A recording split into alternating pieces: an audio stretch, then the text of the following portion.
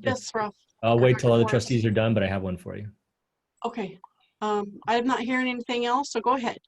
We got the written notification today, actually, and I believe President Crandall also received a copy, but it is my pleasure and with pride that we received letters from the Monterey County Office of Education that our 2020/21 budget is consistent with the state adopted criteria and standards and has been approved by the county office with honors, no less. Yay. And I just want to acknowledge Assistant Superintendent Song Chin Bendib for her amazing work with her staff. That is not an easy, something easy to achieve these days. And just want to acknowledge her and her team for doing just stellar work on behalf of our district. So yes, thank you. Thank you, Song. And I'm sorry I missed that email, so I'll go back and look. You said I was copied on that? Yeah, I'll send you another copy as well. Yes. Okay. Mm-hmm. Okay, very thank you. recent. Very, yeah. So. Okay. Board member comments. I'll go ahead and go first. So we've been talking about cannabis a lot. And I attended the meeting last night with the City of Pacific Grove and listened to all of the comments, including some from our district. And thank you for everybody that represented the district and in opposition, of course. And I have to say, after about 3.5 hours, I was very, well, I shouldn't say very surprised, but I was just very disappointed that it was approved. And it was approved 4-3. So I guess that's it. So the next thing is they will be putting out for lease, I guess, applications and go from there. I don't know if it's something that can be taken back or not, but I would recommend if you have any opinion on it that you contact the city council members and the mayor and let them know. Anyway, let's see. John Path, do you have any board comments? I do not. Thank you very much. And thank you for being there last night. Oh, before that, I wanted to acknowledge you, John. Thank you so much for the thought about having the resolution that we passed on Tuesday. I really appreciate that because I think it, even though it was voted down, I think it made a big impact. So I want to thank you for that. Okay, Brian Swanson, anything? A couple things. On the cannabis front, I wanted to thank you, President Crandall and Ralph, for speaking last night, and for everybody that tuned into the meeting. Yeah, it's disappointing. I think when you hear the opposition that was voiced last night, and then it goes down as a 4-3.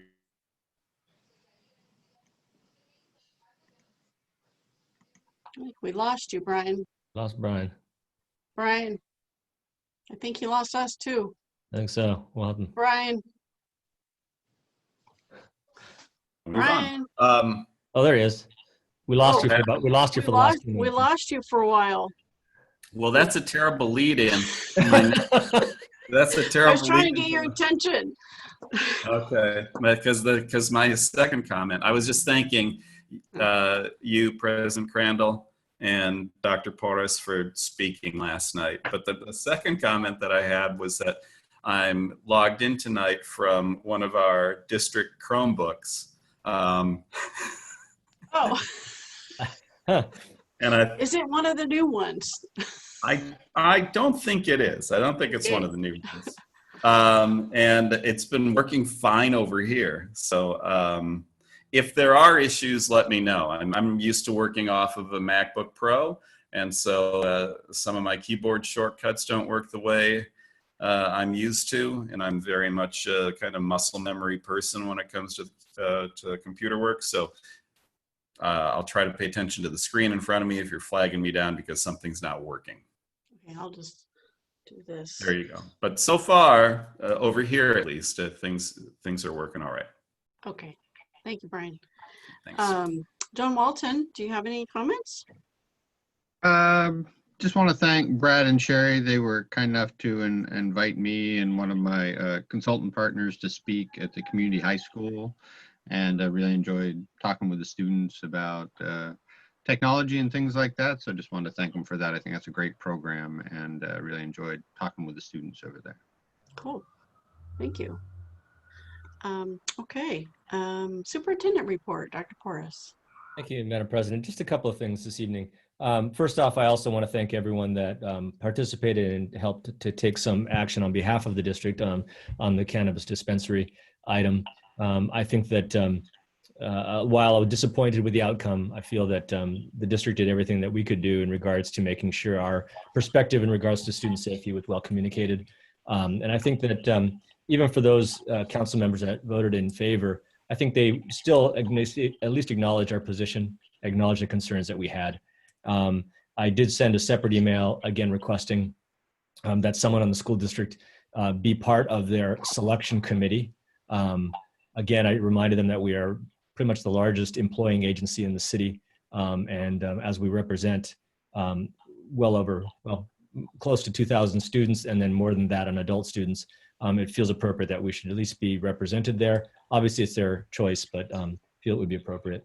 And last night for the marathon meeting, they had Director Martinez spoke, Principal Rogeman, Principal Keller, Principal Roach, and if I forgot someone, I apologize. It was a long night. So thank you to all. The other piece I just want to add is I've had an opportunity to, and I know I sent these invites to the board as well, but I've been doing a lot of classroom visits, joining on the links. The teachers have, who wanted to have an opportunity to do that, send some links along. And I'm just overwhelmed by the quality of instruction that's happening. I mean, there are a lot of loose ends out there, and I think our teachers are doing an amazing job. There's creativity, accessibility, students are engaged, the lessons are meaningful, a lot of fun, some definite challenges. Mr. Gray, I just watched Mr. Gray's PE scavenger hunt in action, and the student that was participating could not believe how much fun it was, and it was just great. And you know, I think there's always a lot of things that we can do better, but I'll tell you, I am very impressed and thrilled. And so for all the teachers that are in the audience tonight, thank you sincerely for the work that you're doing. It means a tremendous amount to our families, means a lot to the administrative team. Very, very proud of you. And I just wanted to make sure that message got along to start the meeting off today. So thank you. Thank you, Ralph. And thank you too for all your work. Okay, thank you very much. PGUSD staff comments, non-agenda items. Go ahead and raise your hand if you have anything that you'd like to share tonight.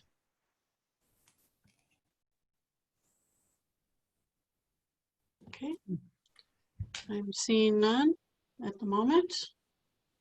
Okay, individuals desiring to address the board. I'm just gonna get my little cheat sheet here.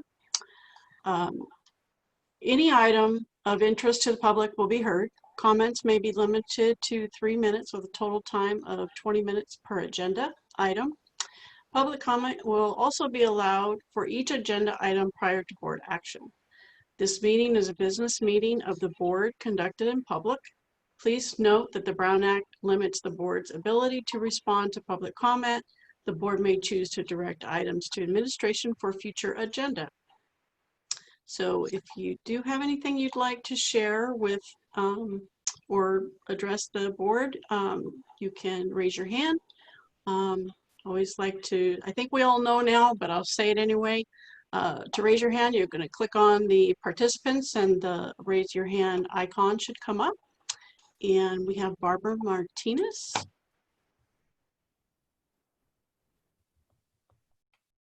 Sorry to you, everybody. I was a little bit late in raising my hand. I was trying to figure it out.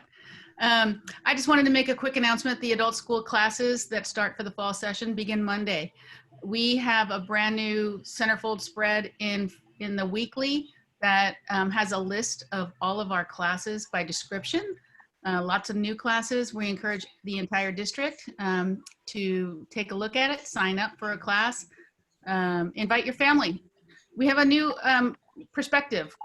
We're thinking family night. This is a new way to Zoom, new way to learn sign language. You want to learn sign language with brothers and sisters and mothers and fathers down in Southern California, invite them into the Zoom. We'll register you, and you'll see all of your family members, and you can learn a new skill at the same time. So this is a new way of learning, and a new way of distance learning, and inviting your family and friends to join you in a class. So we welcome you to take a look at it.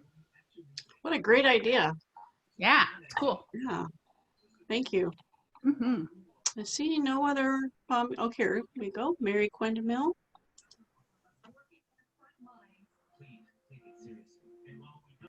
Hi, can you hear me? Yes. Okay, great. My name is Mary Quindamill, and I'm a teacher at Forest Grove. I am the Forest Grove union rep, newly union rep as of this morning, and I am also a parent. So I had a senior last year and a senior this year at school. And I just wanted to make a comment that there's been a lot of chatter about a waiver that supposedly already was submitted by PGUSD. And the reason why it won't be successful is because of the teachers union.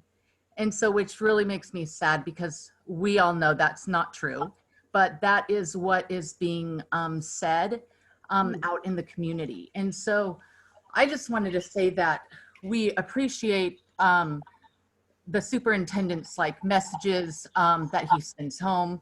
We appreciate the board and the superintendent being very clear that the decision of distance learning and no waiver up until this point is really a result of county data and safety, that it's not because of the teachers union, and that it was a board decision to have distance learning through October 19th, that it wasn't the district's union. And it just makes me sad that that's even out there, because we're all on the same team.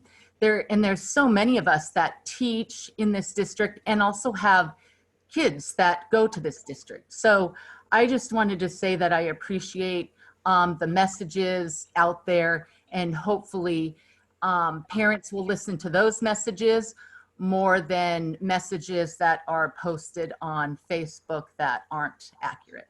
Thank you, guys. Thank you, and thank you for sharing that, because sometimes we don't know things unless we hear it here. So I appreciate that. Shannon McCarty? Thank you, Mary. I wasn't planning on speaking either, but I want to speak as the president of our Teachers Association and let parents know that we are not in an attempt to block anything from what they're hoping to do. We all want to go back to school, and we all want to be back where we usually are, doing our jobs where we usually do them. We just know that for the safety of our teachers and for the safety of the kids and families, right now, we're not able to do that because the county is in purple. So I wanted to reach out to and just say that I'm at jury duty this week. So Mary's been doing things, and I appreciate Mary stepping up and doing those things for me. But I wanted to say that, teachers are working harder than we've ever had to work. And we are doing, 10 times more work than we've ever had to do to try and do this distance learning. And it is a little frustrating at times. I'm hearing a lot of chatter from teachers saying that parents in the community are just, really upset with everything that we do and blaming us for things that aren't really our fault, because we didn't decide to do this. The state decided to do this. And so I would appreciate just, the district letting the parents know that teachers are working more than we've ever worked, and we are trying as hard as we can to make this smooth for your kids and smooth for you. And just a little support goes a long ways. I mean, I have a few parents that are very supportive and very appreciative of everything we do, but the parents that seem to not be appreciative are the squeaky wheels. And so oftentimes their voice is heard on Facebook more than anyone else's, or their voice is heard in meetings. And so it seems at times that that's what everyone considers, is happening with teachers, or everyone thinks is going on in the classroom. And it's really just a tiny group of parents that are unhappy, but teachers are unhappy. And and administrators are unhappy, and the district is unhappy. Nobody likes this COVID-19 and what it's done to our schools and what it's done to our jobs and families. So I just wanted to put that out there, because the teachers union is not pushing for us to block any parent waiver or block any kids from coming to school. The teachers union is pushing for our teachers to be safe and for our students to be safe. So that's really our biggest consideration, is safety for everyone. Thank you. Thank you. Okay. That is the end of the public comment. Consent agenda. Get my cheat sheet again. Consent agenda are items considered to be routine and or may have been discussed at a previous board meeting. There are no discussions on these items unless a member of the board has specific questions and or request an item to be removed. Approved items are considered in full and adopted as recommended. The consent agenda. Board, are there any questions or concerns about the consent agenda? I've got. Sorry, I'm not going in order like I usually do. So to prevent confusion, I'll just go ahead and go through that. John Paff. I think Christy not being here is kind of throwing me off a little bit too. John Paff, any consent? My only comment is in going on 9 years on the board, we've never once had a complaint on consent F on textbooks, teacher vacancy, or facilities conditions, and I greatly appreciate that. Agreed. Thank you. Brian? The only thing I had was a request, and I checked with Dr. Porras about this earlier, concerning the warrant schedule. Because we have so many new participants in our meetings, which is great, but that was always one for me that I would look at that and go, what is that again? So, you know, as much as it's routine for those of us who've been doing this a while, for some people it's new, and I was wondering if we could get just a brief 60-second thumbnail sketch about what that is. Would you like me to unmute Song? Yeah, she I can goes. do that. Oh, there you go. Good. I'll try anytime with fiscal 60 seconds. Not sure. 30. Yeah. The warrant schedule at the top, it's just an internal tracking number, 623. We do it every month. So I think it tells you how many reports we have done on a monthly basis. The first part warrants shows payroll, certificated, other, and classified. Other could be coaches, could be other things, extra duty, that sort of things. So for the month of, this is August 2020, is $2.4 million total payroll. And the second part is accounts payable. Those are non-payroll warrants. Those accounts payable, their vendor bills and other reimbursement to employees and so on and so on. And for the month of August is $601,000, $368.30. Obviously, this is highly summarized. People want to see the details. We can do that. But, you know, there's always a difference between privacy and transparency for payroll. You know, when we cannot obviously display people's names with the amount of paychecks, but this is the amount that we pay for the month of August. A good example, real quickly, certificated for all the 4 payroll periods, totaling a little bit over $1.7 million. So that is a real high level. I mean, it's essentially just a very broad summary of where the money is going, right? That's correct. This is actual expenditures telling the board. This is how we spend on payroll and vendor bills. Okay, great. Thank you so much. Debbie? I should have timed you, but that was good. Yes, John.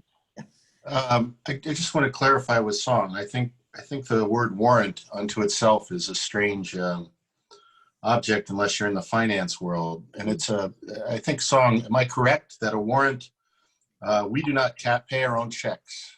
We send them over to the county and we tell them where they go, but a warrant, that's the warrant itself, and then they send checks. And the reason we do that is it adds a safeguard to ensure that you're not buying board members' Maseratis. Am I correct in that understanding? That's correct. We'll catch that, Evan Maserati. We'll catch that in 2 seconds. I think so. Yeah, in a way, just checks for average person, just synonymous to checks. Think of Okay. it. Right. Thank you, Song. Brian, is that something, or any of the board members, do you think that we should not have that in consent anymore, or? I'm fine with it in consent. I just wanted explanation, mostly because we have so many new people that are tuning in these days, and they might have looked at it and wondered what that was all about. So, Okay. because we All do, we skate over it on a pretty regular basis. That's probably a poor term to use, but that was all I was looking for, was just to give a little bit of more information to some of the new people that have been tuning in. Okay, thank you. John Walton, you have anything on the consent agenda? No, I'm fine. Oh, okay, thank you. Do I have a motion to pass the consent agenda? Move to approve the consent agenda as presented. I'll second that. Okay. I have a motion to approve the consent agenda by John Penn, seconded by Brian Swanson. Roll call vote, please. Trustee Crandall, Aye. Trustee Pass, Aye. Trustee Swanson, Aye. Trustee Walton, Aye. Student Advisory. Aye. Thank you. Madam President? Yes. If I may interrupt you, it just occurred to me, and I apologize, I should have caught this a little bit sooner. We are without a board clerk this evening, as Debbie is not present. And so you actually need to authorize a board clerk who will sign the minutes for this meeting this evening. Oh, So, you mean Christy? Christy, excuse me, yes. So, Okay. so we need the board to designate a clerk this evening and then just vote on it. I apologize, I should have caught this a little bit sooner, but it just occurred to me. Okay. Happy Okay. to do that for you, Debbie. Okay. Thank you, John. I'm sorry, you probably said this, but do we need to vote on it or anything? Yeah, or we is just need a vote so it shows action. Yes. Okay. Let's vote. Let's finish the consent agenda. That passed 4-0. Mhm. And we didn't ask student advisory, but I'm sure it's aye. Okay, I see you shaking your head. Okay, thank you. And as Dr. Porras said, we are missing our clerk tonight, so we just need to have an official motion and a vote. So I'll make a motion to nominate John Paff as the clerk for tonight's meeting. I'll second. Okay, there's a motion by Debbie Crandall, second by Brian Swanson. Roll call, please. Trustee Crandall, Aye. Trustee Pass, Aye. Trustee Swanson, Aye. Trustee Walton, Aye. Student Advisory. Aye. Thank you. Thank you. That passes 4-0. Thank you, Dr. Porras, for that organization note. Completely forgot, I apologize. Okay, public hearing. So we have a public hearing. I'm going to open the public hearing. Oh, you know what? Before I go to that, Ms. Mejia, you wanted to speak. And I think let me see if I can do this without disconnecting myself. Go ahead, Mr. Mejia. No, I just want back and during the staff comment portion, I just want to talk a little bit about what the tech team has been doing and all that they've been doing to support the teachers. So I just want to give a big shout out to the tech team. The site techs have been knocking out help tickets left and right. They've been working really hard to make sure that teachers are feeling supported and that teachers aren't having to provide tech support. We're still trying to make sure that all parents and students and teachers know that there is a help ticket system in place so that they don't have to spend too much time out of instruction to try to provide tech support. And they've been replying to those on as soon as they're able to, even if it's just to let them know that we've received the help ticket and that if it's something simple, we can walk them through it right away. And if not, they're making appointments to connect with students. Some of our site techs are opening up their meet sessions so that students and parents can drop in and get tech support live throughout the day. So that's something that I just want to commend them for all their hard work and their versatility and their flexibility in trying to provide the best tech support we could for students, teachers, and parents. Great. Beautiful. Thank you for sharing that. And I'm sorry I missed your comment earlier. No Okay, so public hearing. I'm going to open the public hearing at 6:58 p.m. And this public hearing is regarding the learning continuity and attendance plan. And if I am correct, this is the COVID replacement for the LCAP.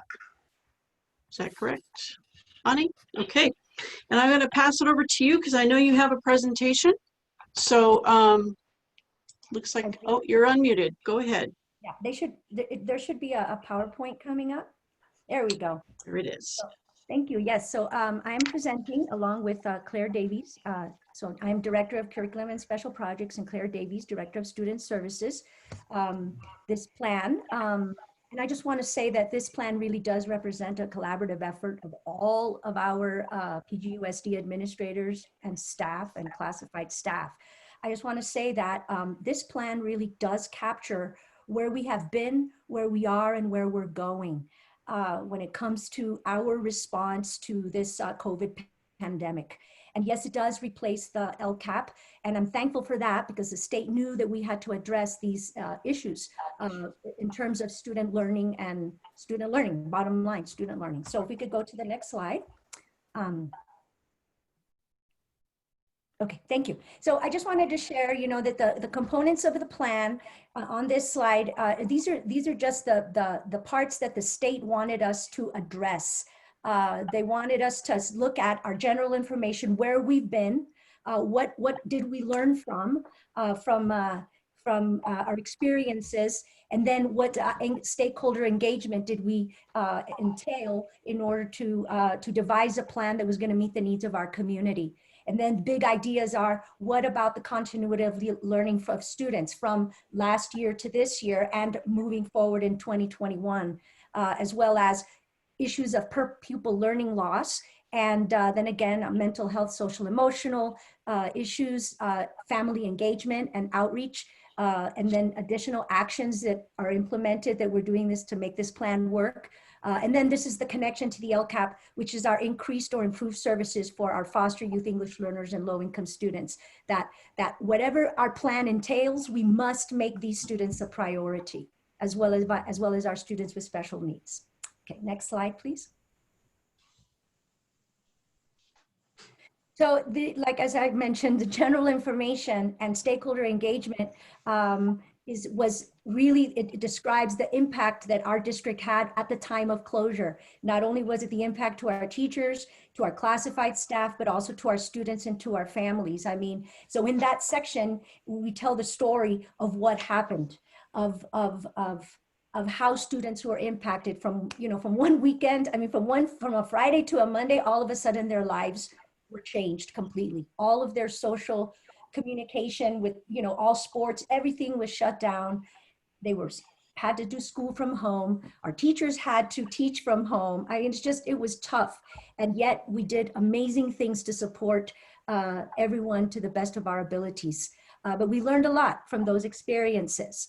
And hence comes stakeholder engagement. So this is the portion where we identify by site, as well as district-wide, what kinds of things did we do to engage our stakeholders? All the task force meetings, the board meetings, the staff meetings, the forums, the public forums is all included in this portion. But most importantly, it's the summary of the feedback. It's that how was our plan adjusted as a result of what our stakeholders told us. And that is what you read in that portion of the plan. Now, and this stakeholder engagement is an ongoing process. As I know, our middle school just recently sent a survey out to parents. So we are constantly looking to see what can we do to improve. Okay, next slide. Okay, so the big chunk of this plan is learning, obviously. And so the first portion is the in-person. So when the state comes out with this plan, there are districts in California that could open in person. And they started right off the bat in person, maybe in the hybrid model. And then there's a majority started in distance learning. But either way, we had to have our plan in place, whether we went distance learning or hybrid. Distance learning or the in-person. Because at any given time, we'd have to switch from one to the other. So we could be in-person for 2 months and then go back to distance learning if the pandemic gets worse. So in the in-person section are all of the plans for in-person, all of the schedules related to how we would offer in-person, the district operational plan. The big piece here is about safety. How are we ensuring protocols in place that our teachers are safe, that our students are safe, and that we are taking care of pupil learning loss in this, when they come to us. Like, how are you assessing students to make sure that you can target those who are way behind? Then we come to our distance learning program, and that's where now they say, well, if you have to go distance learning, are you prepared? What about your access to devices and connectivity? So here we talk about all the different things that we are doing to ensure that our students are in the distance learning format are getting everything that they need. And I continue on, the distance learning goes on to the next slide. Because there's more parts of distance learning than there is in the in-person. So in the distance learning part, then there's the portion where it's like, okay, so now all students are distance learning. And we know that distance learning is a combination of synchronous and asynchronous. So the plan calls for, how are you going to determine that students are engaged on a weekly basis, actually on a daily basis? And how are you making sure that your instructional minutes at a minimum are meeting the minimum state requirements with synchronous and asynchronous learning? Are there time values to the asynchronous learning that ensures that students are getting a compulsory education? And that really is the state's biggest concern, that a student could log in the morning and, not turn in any assignments or any work. And so does that mean that that student is present or that student is absent? But the most important piece is that what the state wants to know is, what are we going to do to ensure that if a student in let's say 3 days hasn't turned something in, it's like, we are on you. What is our plan? So we have a 3-tiered engagement plan to make sure no one is going to fall through the cracks. So that's that part. The next part of the distance learning plan has to do with distance learning professional development. And so it's like, well, what have you done to ensure that our teachers, our classified staff, and so a few of the highlights from that section is, we've all, 40 plus went to the Virtual Teaching Academy this summer. We had the teacher collaboration planning days in July. We had the additional planning days that the district approved for us. We have the technology supports for distance learning, and there's been a lot of professional development on the platforms that we've all agreed to use, as well as the PG Tech department. Amazing, those they're phenomenal. I don't know what we'd do without them. But creating distance learning guide for parents, resources for teachers, as well as putting on all kinds of supportive parent ed tech nights for our parents. So very pleased with what we're doing in that department. Okay, so next slide. Okay. And again, this is still under the distance learning, because we know that everything really is impacting our district as a result of that. Staff's roles and responsibilities. Well, many of our staff have had to be reassigned because there is no before or after school childcare. There are no students to ride in a bus. So we've had to reassign many of our classified folks, but in support of our teachers, who are obviously in support of students. So more hours to our instructional aides in support of small group instruction and instructional materials for teachers. So that's been a very positive for our staff that has had to shift their roles and responsibilities as a result of distance learning. And so then the next section, and this is still under the distance learning piece, is our supports for pupils with unique needs. So What are we doing specifically for our English learners? Well, our English learners are being assessed as soon as, like with the initial LPAC, for example, they're being assessed by our intervention team to make sure that all of their, that we know where they are, where their gaps are, and then create an intervention plan individually for those students. So working in concert with our English language development teachers, as well as our intervention teams. And then the next section is pupils with exceptional needs. And I am going to pass that on to our fabulous Director of Student Services, Claire Davies. Oh, great. Hi, everybody. Yes, I'd like to share with you the support systems in place. So we do have some students in foster care and students experiencing homelessness. And we were able to conduct our annual training for our district office staff and for the front office staffs of every school, so they would know the rights of these special groups as far as enrolling in school and how we support them. And of course, we always have their backpacks and their hygiene bags ready for them.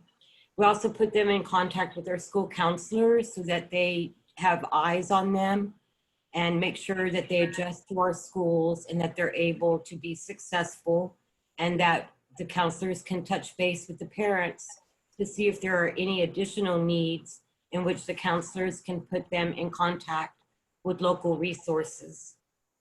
And then with our students with disabilities, this covers both our students on 504 plans and on IEPs. And again, we went through the exact same adjustments as the general ed teachers and our staff, I'm very happy to say, along our teachers, instructional assistants, and paraprofessionals were all offered the same professional development as our gen ed teachers, and we greatly took advantage of that to prepare to improve our distance learning program. So we've invested quite a bit of the CARES Act into the specialized materials we needed in order to make things work for our special students. We continue providing case management, learning center, specialized academic instruction, the therapies that some students require. We're able to hold our virtual IEP and 504 meetings. And our teachers, our case managers have been great with checking in with parents or being available to parents when we need to make adjustments to their students' program. So we really want to hear from our parents and let them tell us what's working, what isn't, and to see what kind of adjustments we can make. Most of our students are in general ed with some special ed services. So this requires great collaboration between the special ed teacher and the general ed teacher in order to develop every single student's unique schedule. And we continue to grow and refine our program. Thank you. Need to be unmuted.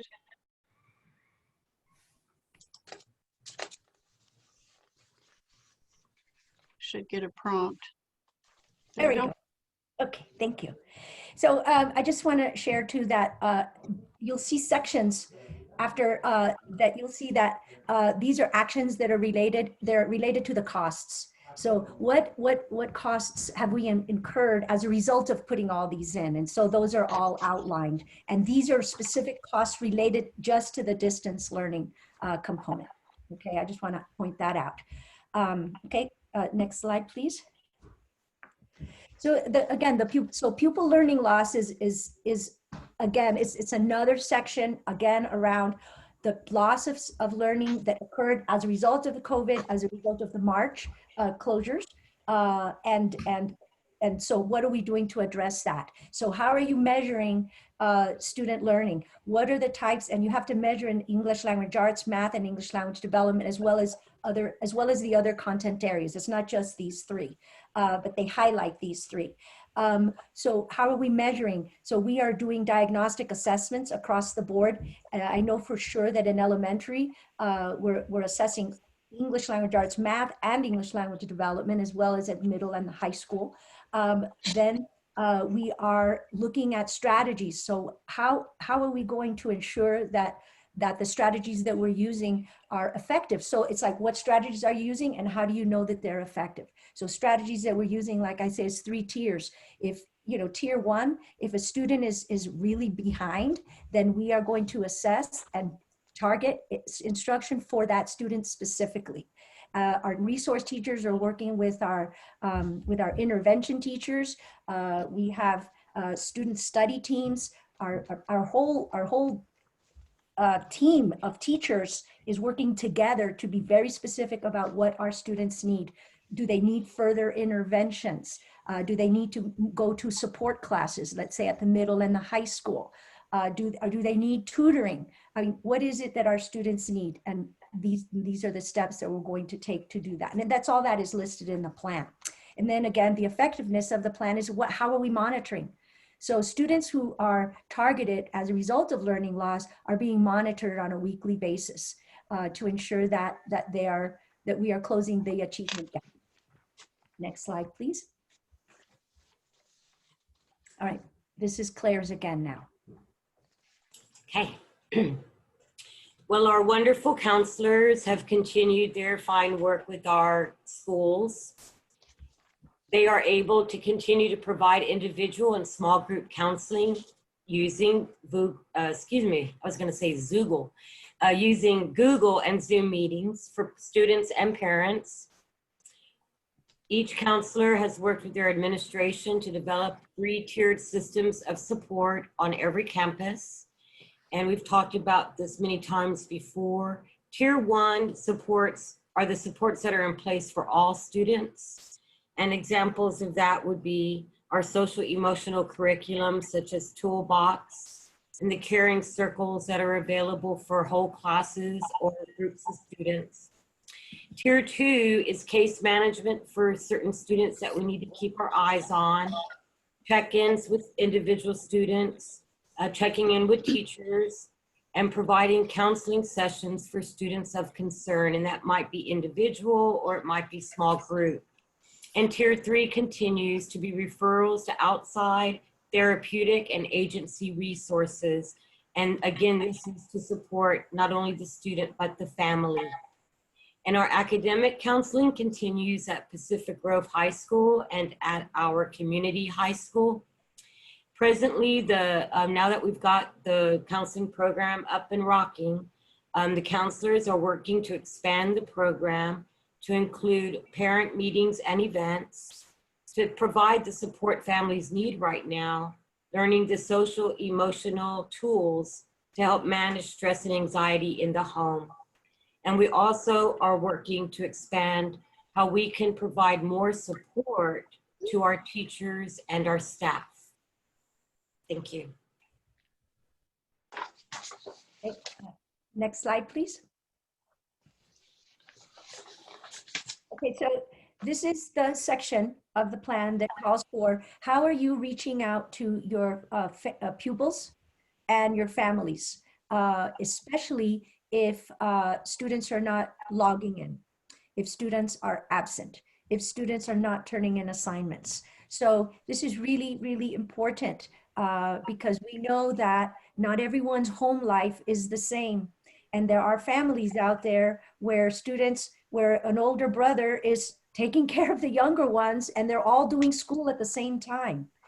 And so there is great concern regarding equity issues and those students who maybe are not turning in assignments or are not signing on. Well, we need to find out why and not think, oh, well, they just don't care. No, we have to have, so we have a 3-tiered approach to ensure that we're going to reach every single student that is absent, not turning in assignments.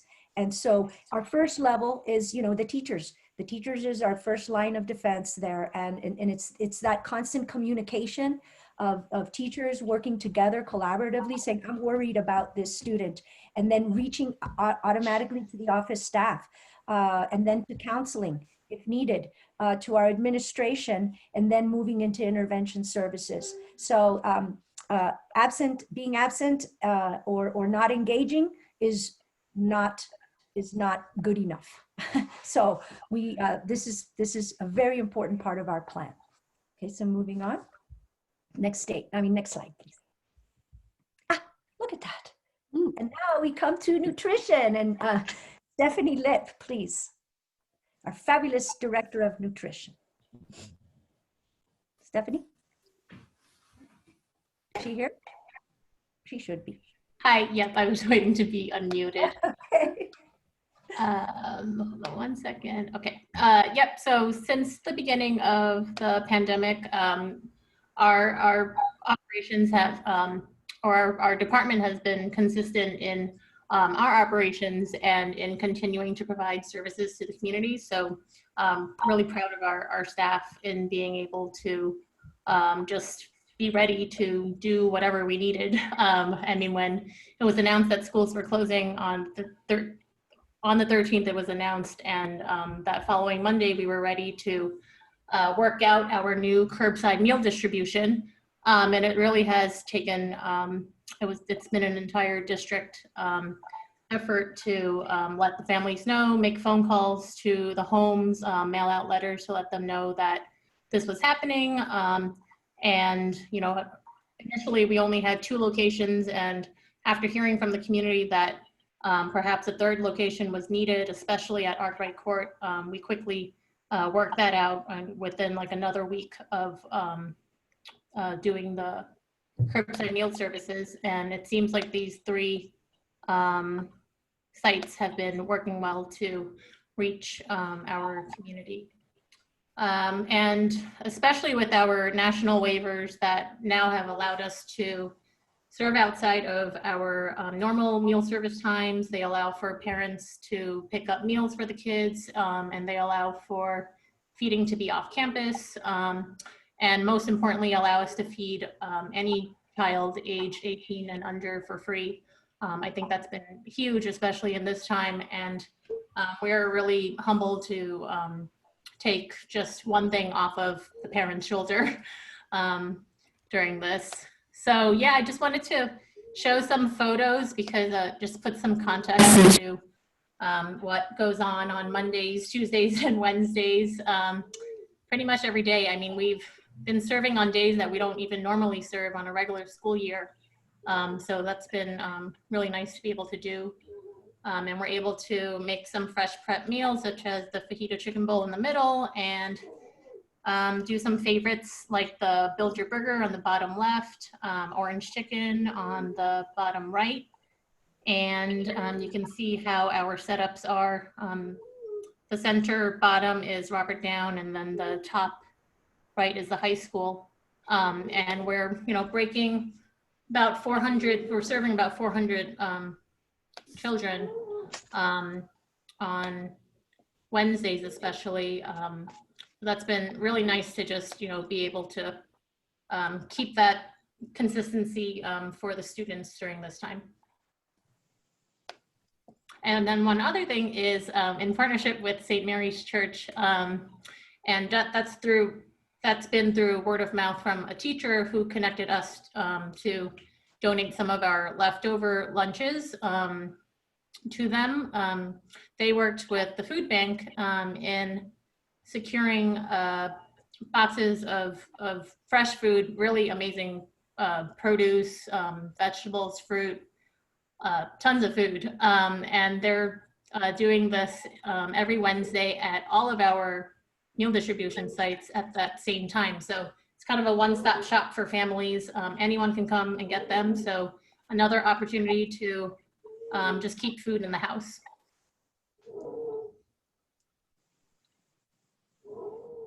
Thank you. Thank you. Thank you, Stephanie. Okay, next slide, please. So the next section is, and it's the last section, is our improved or increased services for students who are foster youth, homeless, low income, and English learners. And so this is our link to the local control accountability plan. And there you see the percentage that is based on a formula by the state, based on the money that we receive from the state to identify how are we spending that money for the students in need? And so those are everything that we're already doing, that we, all our support classes, everything that we're doing for intervention. When you consider everything that we're doing, the priority is for our students who have the greatest achievement gaps, and it's for these target groups that typically are the ones that represent the groups with the largest achievement gaps. So that's that section of the plan. Like I said, very, very similar to the local control accountability plan. And then finally, there's the additional actions to implement the learning continuity plan. And these are just additional actions that cost money. And what are they related to?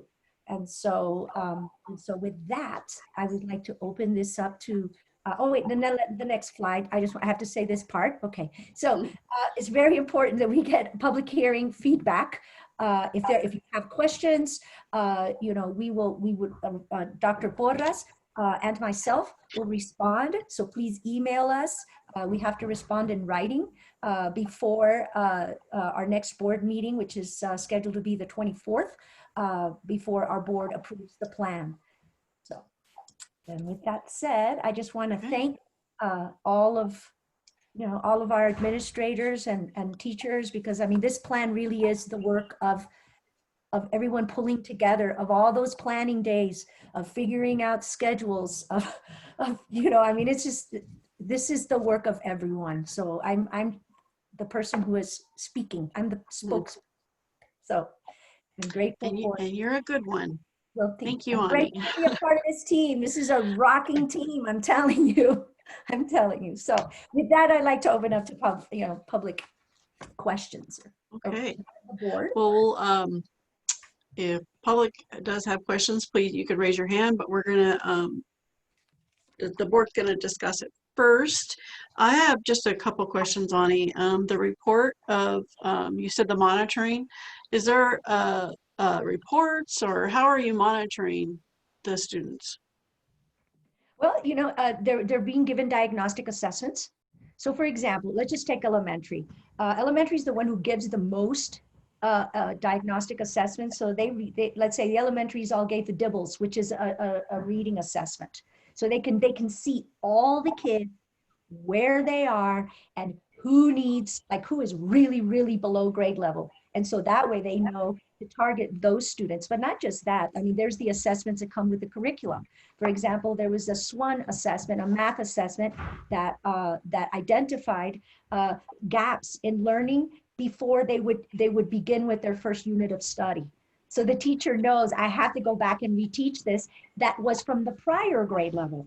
See what I'm saying? Mm-hmm. So I know that at the middle school and the English department, their curriculum study sync, there was a diagnostic assessment. So a lot of our publishers are aware that we needed to give diagnostics to ensure that we knew where our students were coming to us, where they were, where they are. And, and I know the high school math department has given assessments as well, just incoming, just to see where the kids are so they can adjust instruction and see who might need supports. And so it will be measurable too at that. Absolutely. Point. Because the ones that are then receiving intervention. So let's say that you've been identified to receive, let's say at the middle school, you need to receive math support at the middle school. So you're enrolled in your 6th grade math class, but you can also be then said, you know what, you also need to take a math support class, concurrent, to make sure. So. Great. Thank you. And I think you touched on this, but the cost on here list, that's combination of budgets. Is that right? CARES Act, yes, and the tech fund, and maybe general fund somewhat. So it's all mixed up. Yes, okay. The state did not require, nor the county. Now this plan needs to go to the county to be approved after the board approves it. But they don't really want, it's funny because they didn't ask for specific budget strings. They just said, just tell us what you're spending on this. And yes, so it's a combination of accounts. Great, thank you. Well, it's a enormous amount of work. So, and so is the other one, but this one is just a little different because you feel like starting from scratch. So, thank you for the presentation and all of the work that everybody put into it. That's all the questions I have for now. John Path, do you have any questions?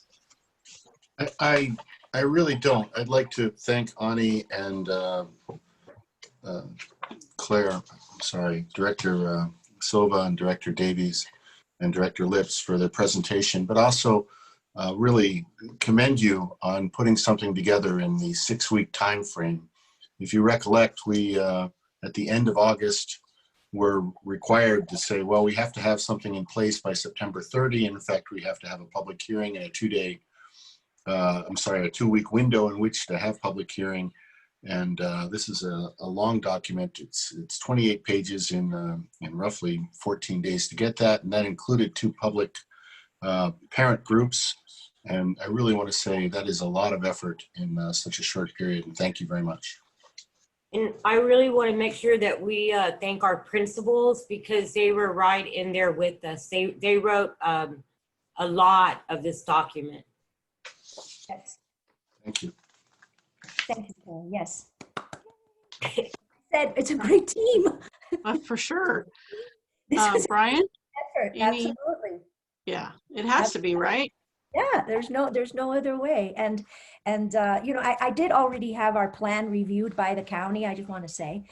And they were very pleased to see that we wrote it with showing each level, you know, elementary, middle, high school, you know, that was a very positive way of doing it. Nobody's ever done this before. So I mean, you know. Right. So, Yeah. so I was so it's a good thing. Great. Brian, did you have anything? Yeah, I think just 1 or 2 things. First of all, thank you, Ani, and the rest of the team too, because you have a great team, and it's demonstrated here in what you guys have been able to do on such short notice. A couple of things I'll have later after we know the county's going to approve it, but once we're rolling with this anyway, as it relates to absenteeism and assignment completion and things like that. I did want to touch on one thing that Director Lip had mentioned about the meal sites. And I just wanted a point of clarity here, because I think we started with 2 meal sites and now I hear we have 3. Is that correct? I think we need to bring in Director Lip to comment. Okay, I'm good now. She is. We're having a unmuting war.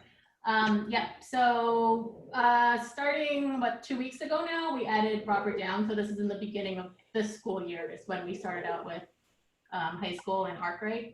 And then we added Robert Down like September 8th, I think. But okay. It was, yeah, when we added Arkwright, this was the first time we closed in March. That's when we started with PG High and Robert Down and added Arkwright. Great. And I have to commend you for working with other people in the community too. The collaboration with St. Mary's is really fantastic. And I think it really demonstrates again, just what community means. You know, it's like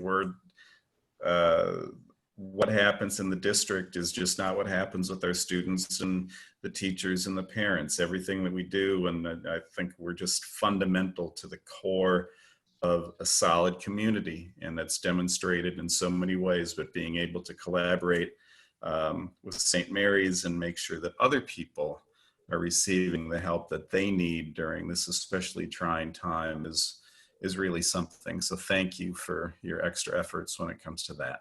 And that's all I have. Okay, thanks, Brian. John Walton?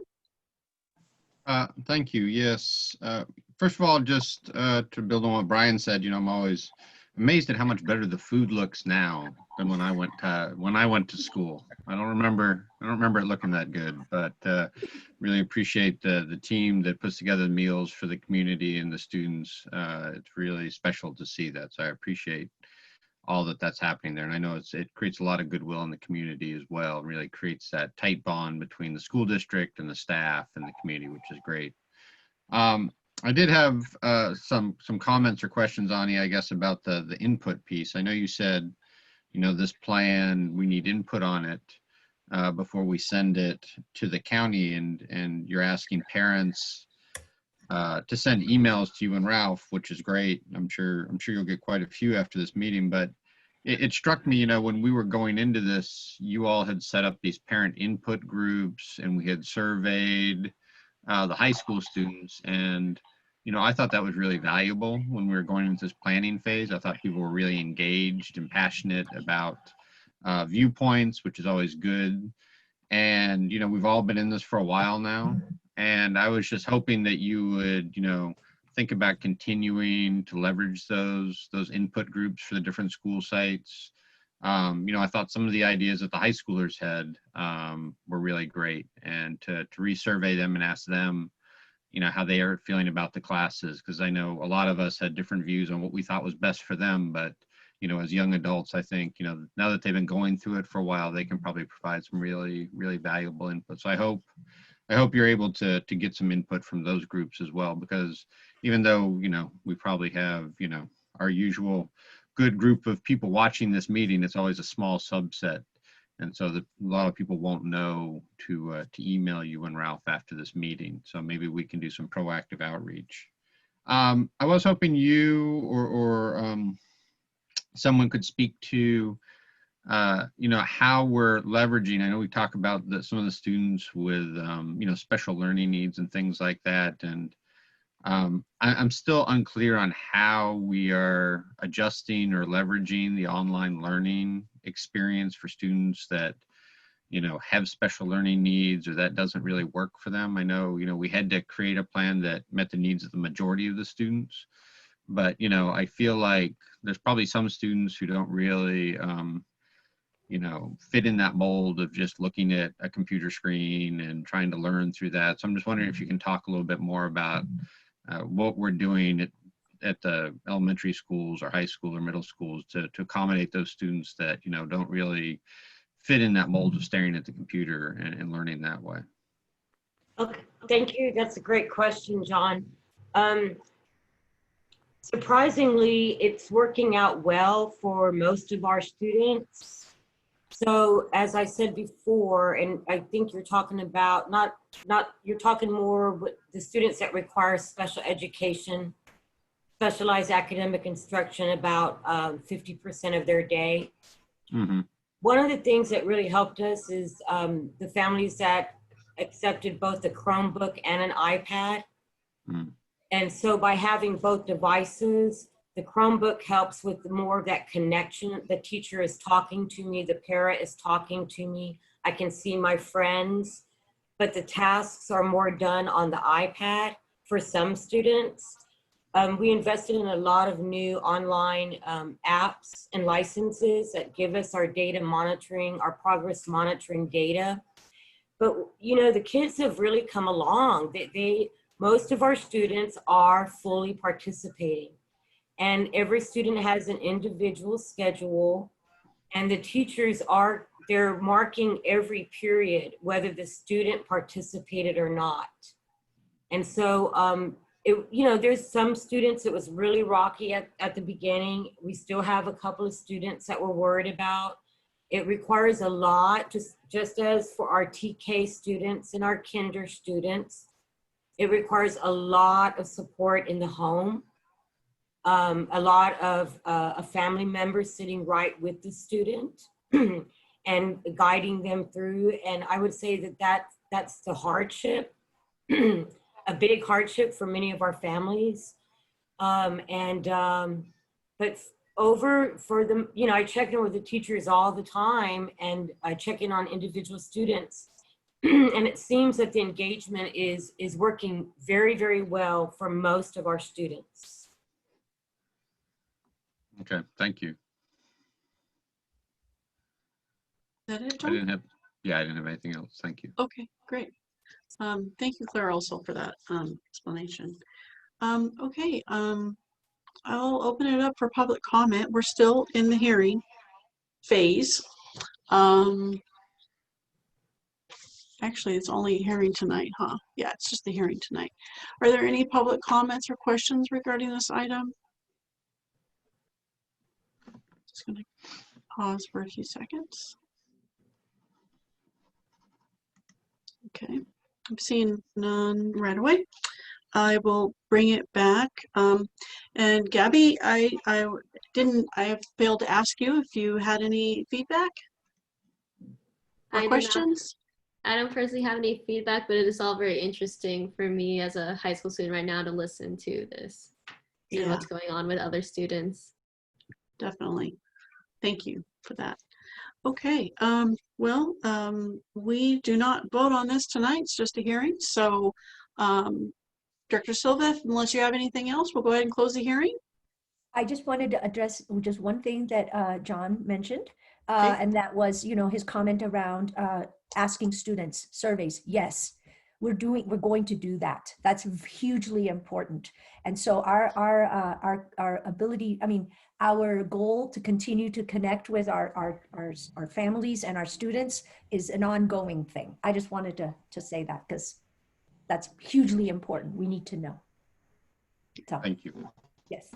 Okay. All right. Thank you very much for that presentation, and we'll close the hearing at 7:38 p.m. Thank you. Okay, our next item is action discussion approval of resolution number 1057 for GAN limits for 2019-20 and 2020-21. Assistant Superintendent Chin Ben Dib. This is, let's see if I can get this right. This is a annual item that we have to do as part of a formality to make sure that our budget was within a certain frame of what we expected and what you report. Is that somewhat correct? That's correct. Oh, it is. Yes. Ding, ding, ding. Okay. Did you want to add anything else? No, it just, I think for the public, without going to all the formulas and in all this detail, just the easiest thing, look at page 73 in the packet. The lines, I think the 2 lines that you want to see every time you see this report is to look at the summary line number 11 and 12 to make sure those numbers are in sync and in agreement. That means we're in good shape. That's probably a few words to summarize this. Yeah. It's a lot of work for 3 numbers. Yes. Okay, well, thank you very much for that. Board, any questions? John Path? No, the GAN limit, no, I have no questions. Thank you. Brian? No, I'm all good. Thank you. Okay, John Walton? No questions. Okay, thank you. Any public comment on this item?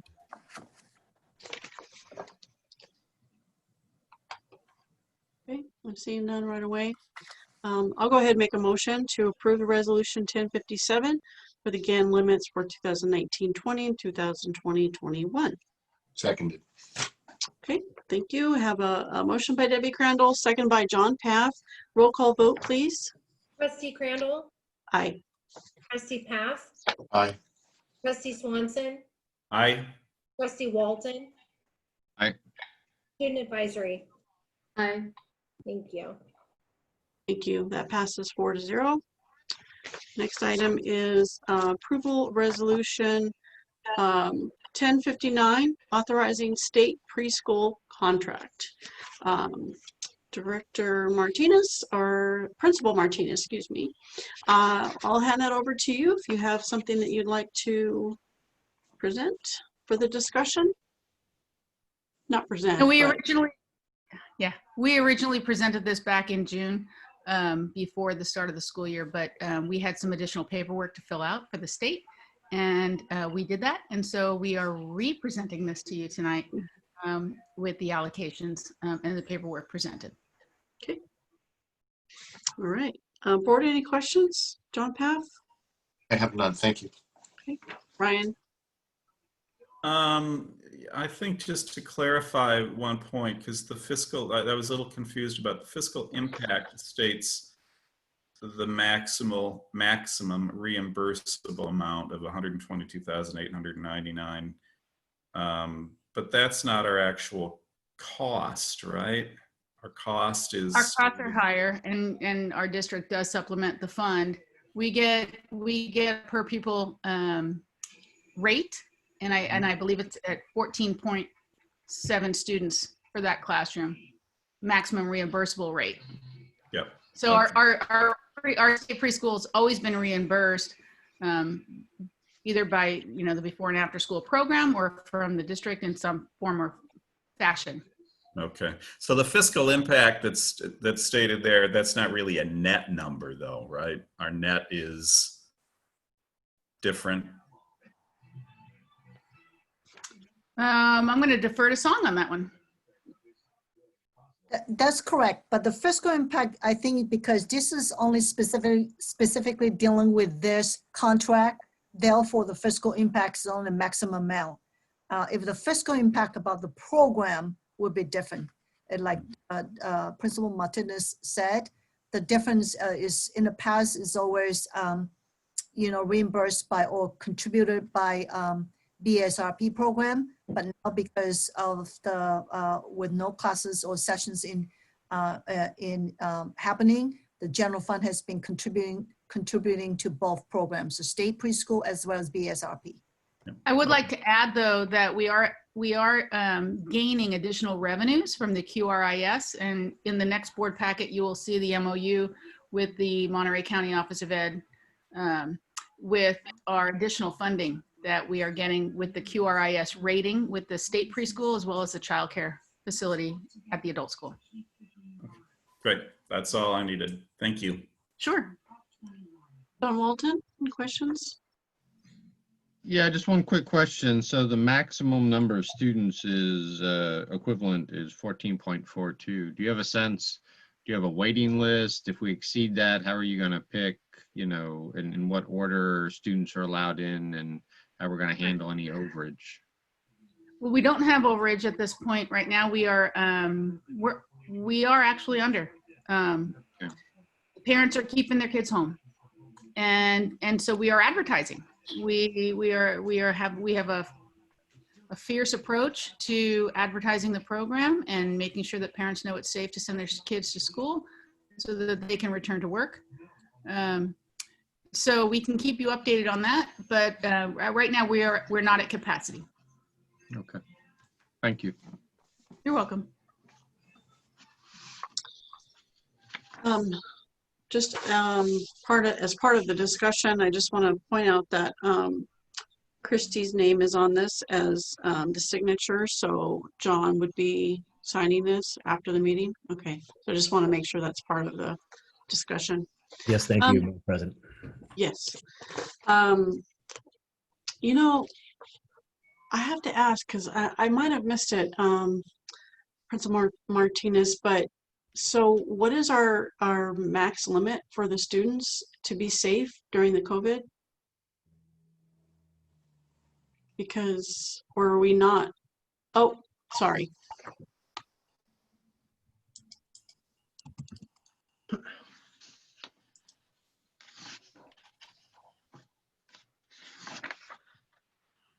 Did you get it? Nope. Yes. There. Yes. Yes. It is the 14.5. 14.5. It is whatever the state has allowed us to open. So if we have a teacher and an aide in there, our goal is to have 2 small cohorts, one outside and one inside at any given time, possibly 7 students with 1 adult inside or outside. Thank you. You're welcome. Okay, I have no other questions. We'll go ahead and open this up for public comment. This is an action item.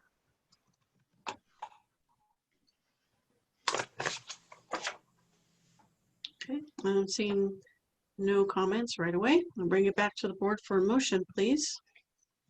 Make a motion to approve Resolution 1059 authorizing the state preschool contract. I'll second. Okay, thank you. We have a motion by John Paff, seconded by Brian Swanson. Roll call vote, please. Trustee Crandall, Aye. Trustee Paff, Aye. Trustee Swanson, Aye. Trustee Walton, Aye. Student Advisory. Aye. Thank you. Thank you. That passes 4-0. And Gabby, I keep forgetting you. I'm gonna write a note to myself in my packet right here as I go through it. I apologize. Did you have anything? It's okay. We haven't gone on to the next subject. If you have anything that you want to add. I did not have anything, but thank you for considering me. Okay. Okay. Next item is the resolution 1061, distance learning staff appreciation and acknowledgement. Dr. Porras. Thank you, Madam President. Actually, I'm going to hand this right back to you and the board since this is really your item, but certainly very timely considering some of the comments that we heard earlier today in the meeting. And I think that I just appreciate that the board asked that this item come forward at this board meeting so that you would all have an opportunity to acknowledge the amazing work of the staff. And just the resolution that's written came from our board. And so I just want to assure all the folks out there that this is really genuine from the heart, and just appreciate the trustees bringing this forward. So I'll pass this back to you, Madam President. Okay, thank you. Yeah, so, you know, we've been going through this now almost 6 months, and it's just been a crazy situation all around, and everybody's been just doing what they need to do to survive. And the teachers have just, teachers and staff, as when you hear the resolution, it's everybody. I think teachers really have the face-to-face with students, and we wanted some way to, I know we say it a lot and we mean it and we talk about it a lot, but we just really wanted something on record how much we appreciate guys. So board, sorry. You know what? I'm just going to go ahead and read it. Is that okay? Okay. Absolutely. Okay. That's a big challenge for me. Okay. Distance learning, staff appreciation, and acknowledgement. Whereas every day, year after year, teachers, staff, and administration provide and demonstrate a high-quality education program that meets and exceeds the needs of every student. And whereas since March of 2020, the coronavirus pandemic has caused a national crisis that has disrupted program services and has affected the way the educational efforts have been delivered. And whereas the administrators, teachers, and support staff have continually stepped up with the constant changes and challenges what this pandemic has brought. Their willingness to learn new technology, resulting in better connections with every student in order to meet their individual needs, is essential. Working together at a high level of professionalism has not gone unnoticed. And whereas the Board of Trustees wishes to acknowledge and extend appreciation to the dedicated staff of Pacific Grove Unified School District, the board sees and recognizes that the education and academic programs continue to be met by staff in unprecedented ways. The Pacific Grove Unified School District team have demonstrated their never-ending ingenuity and creativity in the manner that their educational practice have been delivered. And now, therefore, be it resolved by the governing board of Pacific Grove Unified School District that Resolution 1061 be adopted and acknowledge and praise these executed efforts. And thank you all.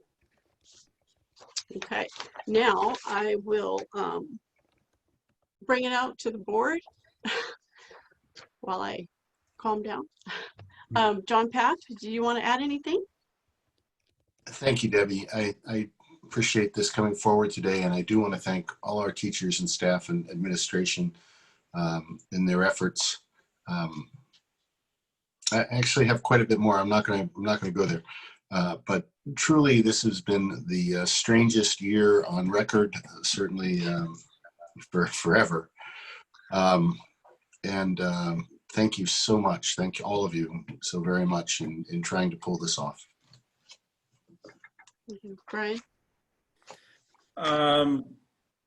There's little that I can add, really. You know,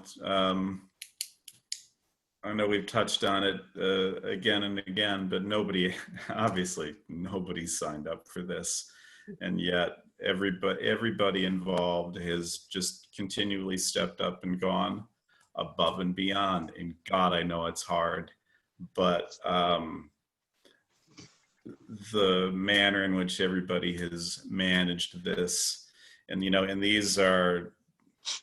this is above and beyond, again, what anybody ever expected. This is your work, but you're having to deal with this at home too. So it's harder than it even looks, and it looks hard. So yeah, so thanks to everybody for just being there every damn day, because I know it's hard. Yeah. So thank you. Thanks, Brian. John Walton? Yeah, I'd just say, it's tough probably, I know, for a lot of the teachers to do this distance learning. I'm sure it is. But like Ralph mentioned, sitting in on a few classes, I've had the pleasure of sitting in on a few of them, and it's really impressive. Some of the ingenuity, some of the really engagement the teachers have achieved. I know it's probably still a struggle for some. It's just not a natural thing to go from a classroom environment to an online thing. I appreciate people digging in and trying to continue to learn and do better. But some of it has just been amazing. I mean, some of the things I've seen have been really incredible, and I just want to thank everybody for doing their best and making it as good for the students as they can. I know it's a challenge for some of the students and some of the parents trying to get through this. And, that's why I appreciate Ani saying that she'll continue to engage with the students and the parents. I think, we're going to be in this journey for a while, so we have to just continue to appreciate what everyone's done, and then also continue to work hard to make it better. Thank you, John. Gabby, I didn't forget. Did you have anything that you'd like to add, or? I did not have anything, but thank you. Thank you. I would just like to add another thing too, that, this is a business meeting, right? It's a business meeting of the board. And we go through a lot of business, and we sometimes is very, it's just going through and approving and doing all this stuff that we always do. And I think that's another reason we just wanted to just take a moment and say, yeah, we have to do that business because it's the regulation and we have to, but we really do appreciate everything that has been going on. So if there's any public comment on this item, you can raise your hand. We'll just give a few minutes or a few seconds to allow that.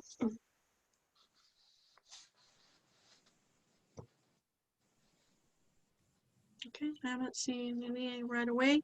I'll bring it back, and I will just go ahead and make a motion to approve this resolution 1061, distance learning staff appreciation and acknowledgement.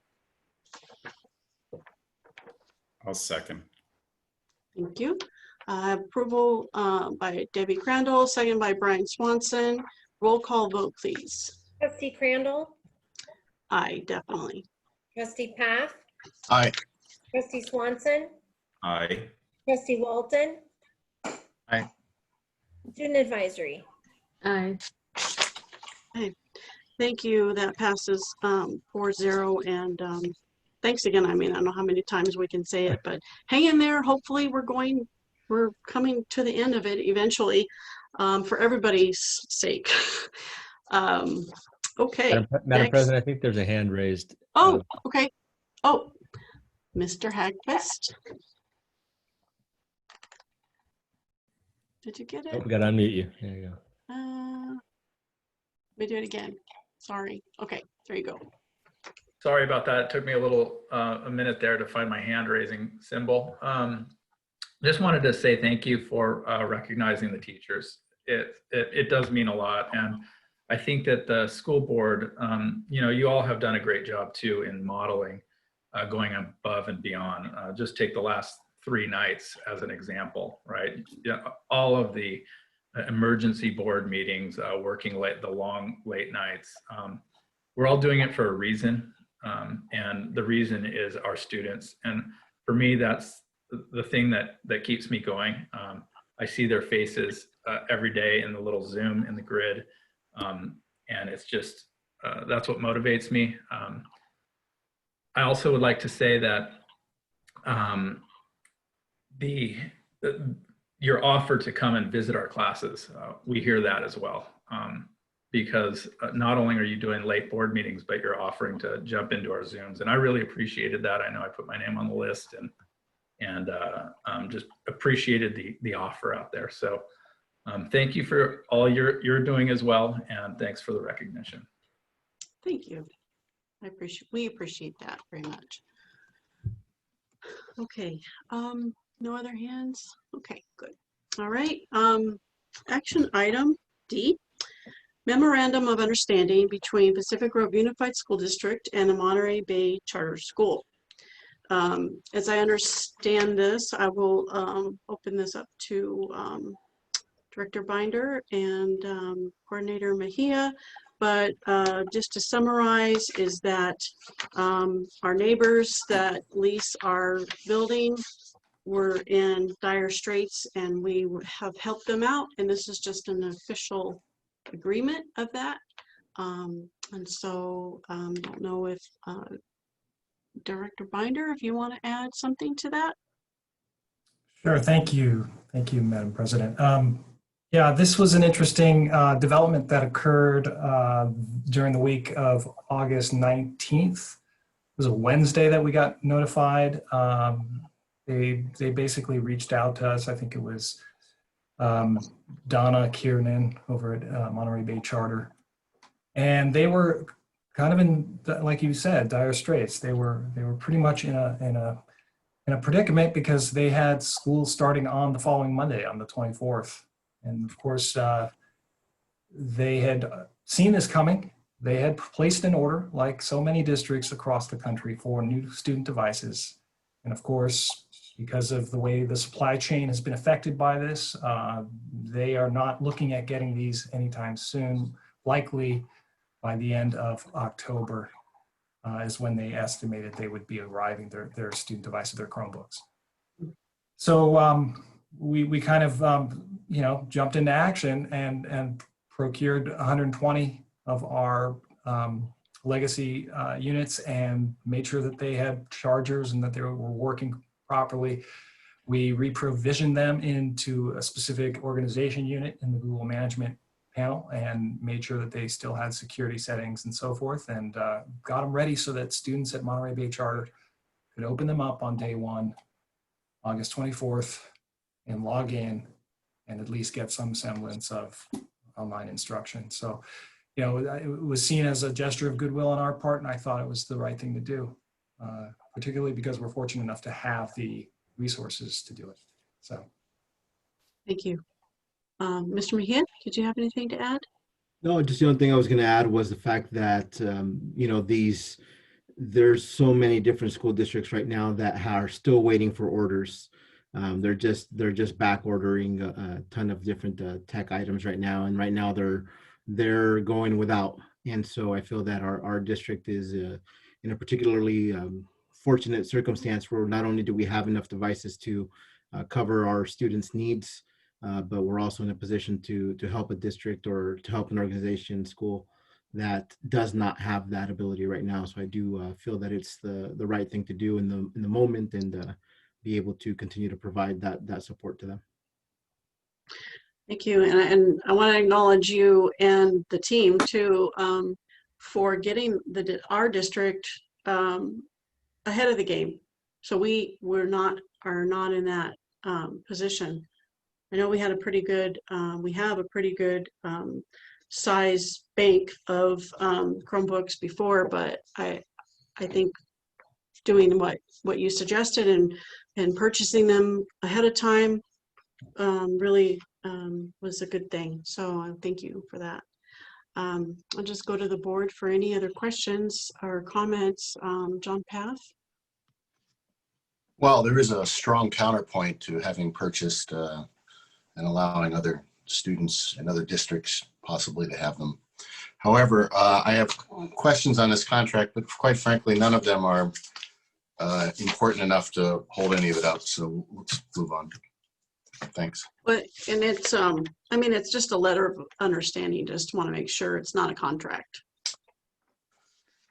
I mean, Okay. it's I mean, still an agreement, but it's not. it's an MOU, and it has things like termination in it and $1 million insurance policies and everything. that You're a right. contract has. You're right. I won't be picky. Okay. Brian?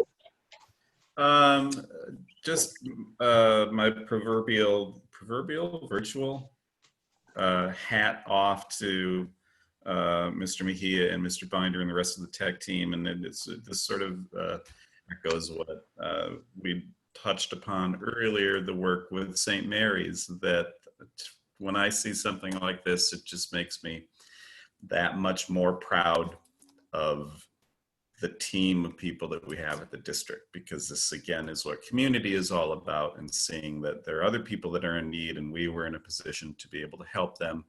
And our tech team recognized it and addressed it and took care of it very quickly. And I think it's all kinds of awesome. So thank you.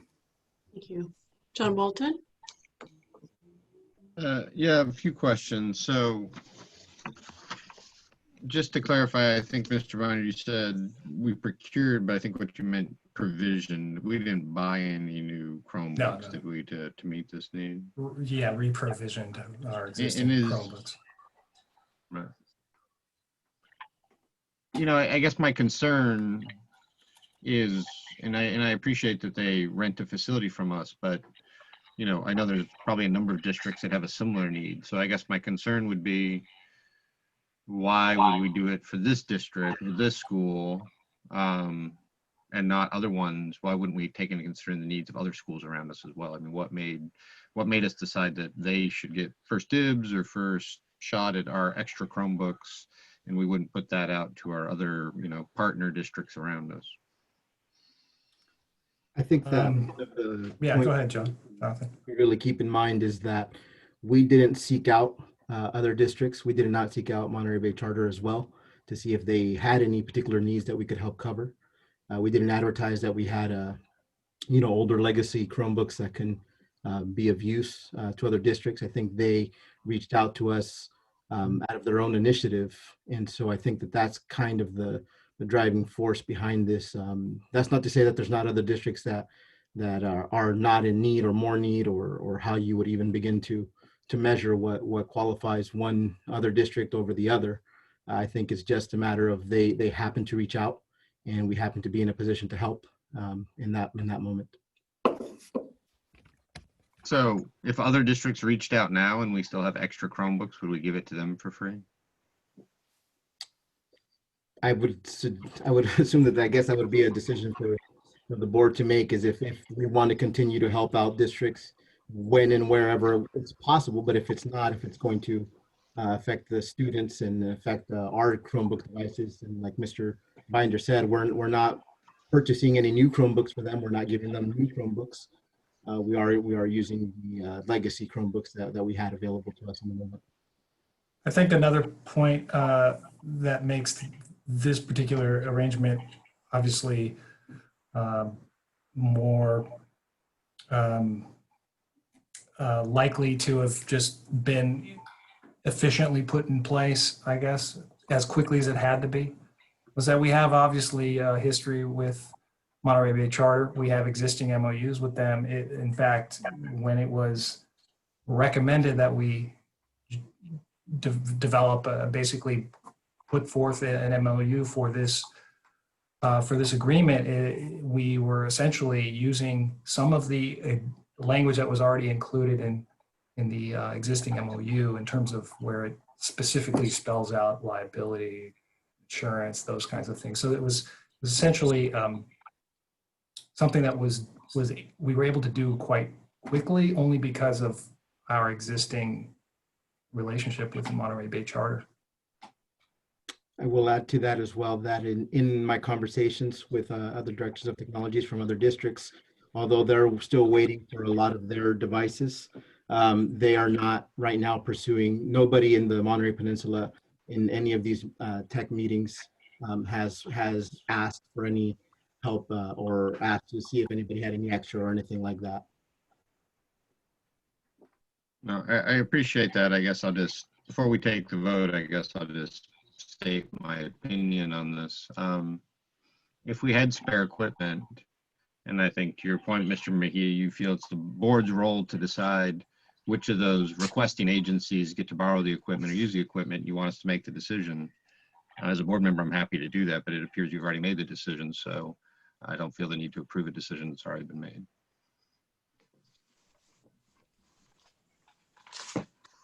Okay.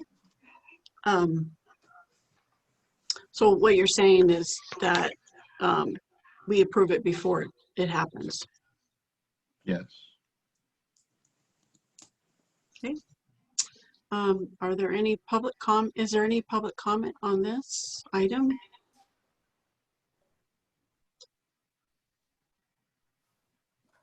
I'm not seeing any comments come up. Okay, I'll bring it back to the board for any additional comments or a motion. I got just a thought, but I don't know if you're going to go through person by person. Well, I guess I should. John Paff, did you have anything additional? No, thank you. Okay. Okay, Brian. You know, it's been touched upon, I know already here, but just to highlight a couple of the points, the people at the charter school have been great partners. They work out of a facility that has its own challenges, and I know we've worked cooperatively with them for a long time, and I'll go back to where I was before. I'm proud of our staff and recognizing that there was a need, and we were able to help them during a time of need during a worldwide pandemic. And I think if there was actually time on the timeline to deal with it and a way to bring it forward before it had to happen, we probably would have done that. But no harm, no foul. We were able to help them, and I think it's great. Okay. You want to make a motion? Yes, I'll move to approve as presented. Okay, I'll second. And so I have a motion by Brian Swanson, second by Debbie Crandall. Roll call vote, please. Trustee Crandall? Aye. Trustee Paff? Aye. Trustee Swanson? Aye. Trustee Walton? Oh. Okay. Student advisory? Aye. Forgot you again, Gabby. Thank you. Good, I didn't have any additions. Okay. Okay, thank you. That passes 3-1. No, yeah, 3-1. Okay, thank you. Next item is the Microsoft CAM SA licenses with soft choice. Mr. Mejia. Yes, so this same issue or same item that came up at the previous board meeting regarding this. I did find out some of the clarifying points on this contract. Essentially, what ended up happening is Microsoft is saying that nobody is allowed to offer this type of licensing on the lease base. So I reached out to Soft Choice and asked if that was the case, why was it on the contract to begin with? To which point they had to talk to Microsoft team and find out what they could do.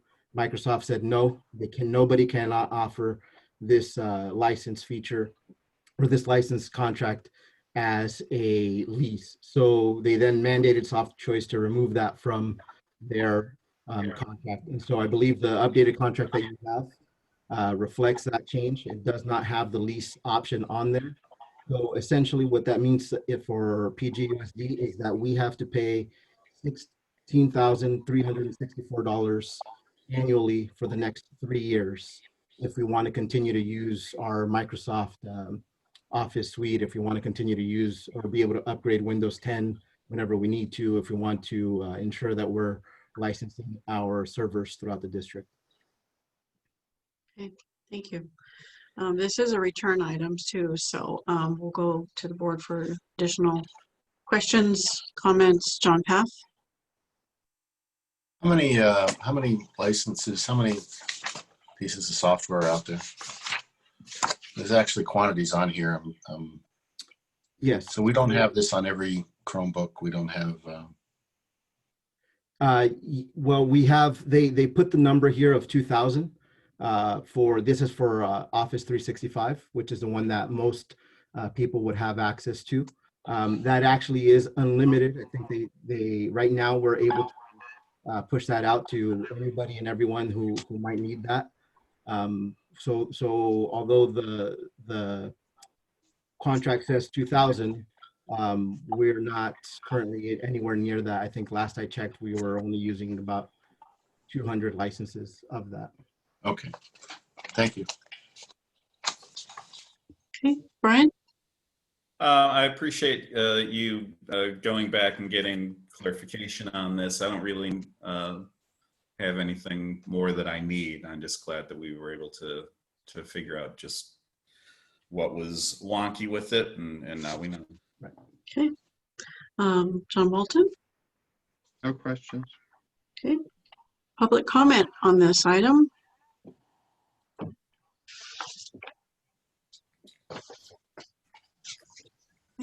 Seeing none right away, bring it back to the board. I will go ahead and make a motion to approve the Microsoft CAMSA licenses with soft choice. I'll second. Was that you, Brian? Yes. We have a motion. Gabby, do you have any comments? No, I do not. Thank you. Okay. I have a motion by Debbie Crandall, seconded by Brian Swanson. Roll call vote, please. Trustee Crandall? Aye. Trustee Path? Aye. Trustee Swanson? Aye. Trustee Walton? Aye. Student advisory? Aye. Thank you. Thank you. That passes 4-0. Our next action item is, and last action item is board calendar future meetings. Dr. Porras, are there any changes to the calendar? No, Madam President, so there's no action required this evening unless the board would wish to do so. Okay. Board, just I'll leave it open if you have anything that you want to discuss. Otherwise, we'll move on. Not for me, thanks. Okay, we'll move on.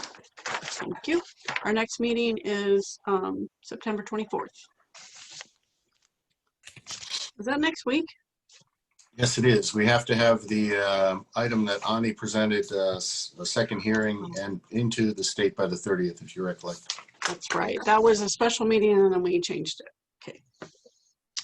All right. So we are on to information discussion file here. And the first item is the infamous COVID-19 update. Dr. Porras? Thank you, Madam President. I think not a ton of new stuff to report, although I want to go over a few items that were discussed this evening as part of what I was going to talk about anyway. I did send an update out recently. It was the last update we sent out that kind of contained perhaps the newest bit of information that we received from the county. The document was FAQ regarding school reopening, and attached to that was a guidance options for reopening Monterey County Schools guidance poster. I do want to apologize that I should have cut and pasted that first FAQ into the update, but they both appeared as links, and so there was a little bit of confusion, and I do apologize, but the information was all there, and I did get a chance to speak with a few folks who had questions about it. But the long and the short of it really is that everything that's currently happening right now is really closely monitored in regards to the data. And this is in regards to reopening. Regardless of the rumors that are out there, no, our school district, Pacific Grove Unified, has not applied for a waiver. Actually, there are not very many districts in the county right now that are applying. Most of those that are around in the 600 ADA range, perhaps with Monterey Peninsula at this point being the exception. There are others that are considering it but not have applied. And part of that reason is that the waiver itself it still requires that the schools be ready to deal with all of the California Department of Public Health guidelines. And so it takes about 2 to 3 weeks for the waiver to be approved, or that's at least what Dr. Moreno has explained to us. And so part of that reason is that they need to get approval from the CDPH, and that takes some time. And the approval really is based on whether or not this school is prepared to deal with that reopening, that elementary waiver reopening. Again, it's TK through 6. And so whether it's a hybrid model or full reopen, all of those conditions would still need to apply. And most of the people are not quite there yet. The other thing to consider is that the reason that many of the folks who are applying for the waiver are small school districts is because most of their classes average about 10 to 13. So they actually naturally fall right into the numbers of the cohorts requested, and could go full day without a problem because they don't need to alternate days or adjust for class sizes that are greater than their capacity. So as I mentioned in the update, we're looking really carefully at kind of the conditions of that waiver. The waiver application is available through the county office, the county health department. I will say we had a meeting this morning with the county superintendents, and if you haven't noticed, over the last couple of days, the cases are going back up again, and so it looks very likely that the county will put a moratorium or a pause on accepting any of the elementary TK through 6 waivers because the threshold is now no longer met as the cases are beginning to be exceeded. So we'll probably hear more news about that Friday or Monday, which means the schools that applied are now going to be on hold. And so long and the short of it is, no, we have not applied for the waiver. Yes, we are looking at the conditions in the application that go with it, and how that would apply to our ability to serve students at our elementary schools. The other piece that came in the document that I sent was that poster that just shows the options that are currently available out of the county. The elementary waiver is one. And again, the first one is the general reopening of schools, and that would require us to go into the red tier. We're currently the purple tier, which is the worst of the tiers. And going into the red is not likely at this point. The county, even county health, doesn't think that's going to be something that's going to be happening anytime soon, just by looking at the case rates that we have, which are predominantly coming out of Salinas, but scattered throughout the county. The other option, the third option, is one that we are looking at, and we're trying to best adapt for our school district. And again, it takes some time, is the third option, which is the targeted specialized support and services. And even if schools in the county that's in a purple tier wish to, they may bring back small cohorts of students, again, cohorts, 14 students to 2 adults. Configuration cannot be more than 16 individuals in the total. But these groupings need to be students with special needs. And this is defined directly by the county. This is not a definition that we as a district make. The definition that the county health department had made were essentially students with disabilities, English learners, homeless youth, foster youth, or those struggling with distance learning. And the struggling with distance learning piece actually, when you start looking at the language, actually rotates right back around to students with special needs. We do obviously have students that fall into that category. The question is, how can we configure that support to be workable? Which teachers do we need to tap in to help make that happen?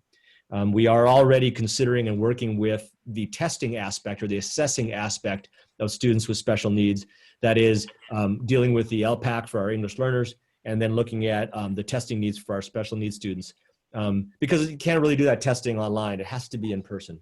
And so we need to get the right people in the right places to make that happen. But great kudos to Director Davies and Director Silva, who are working very hard to figure out how that configuration looks.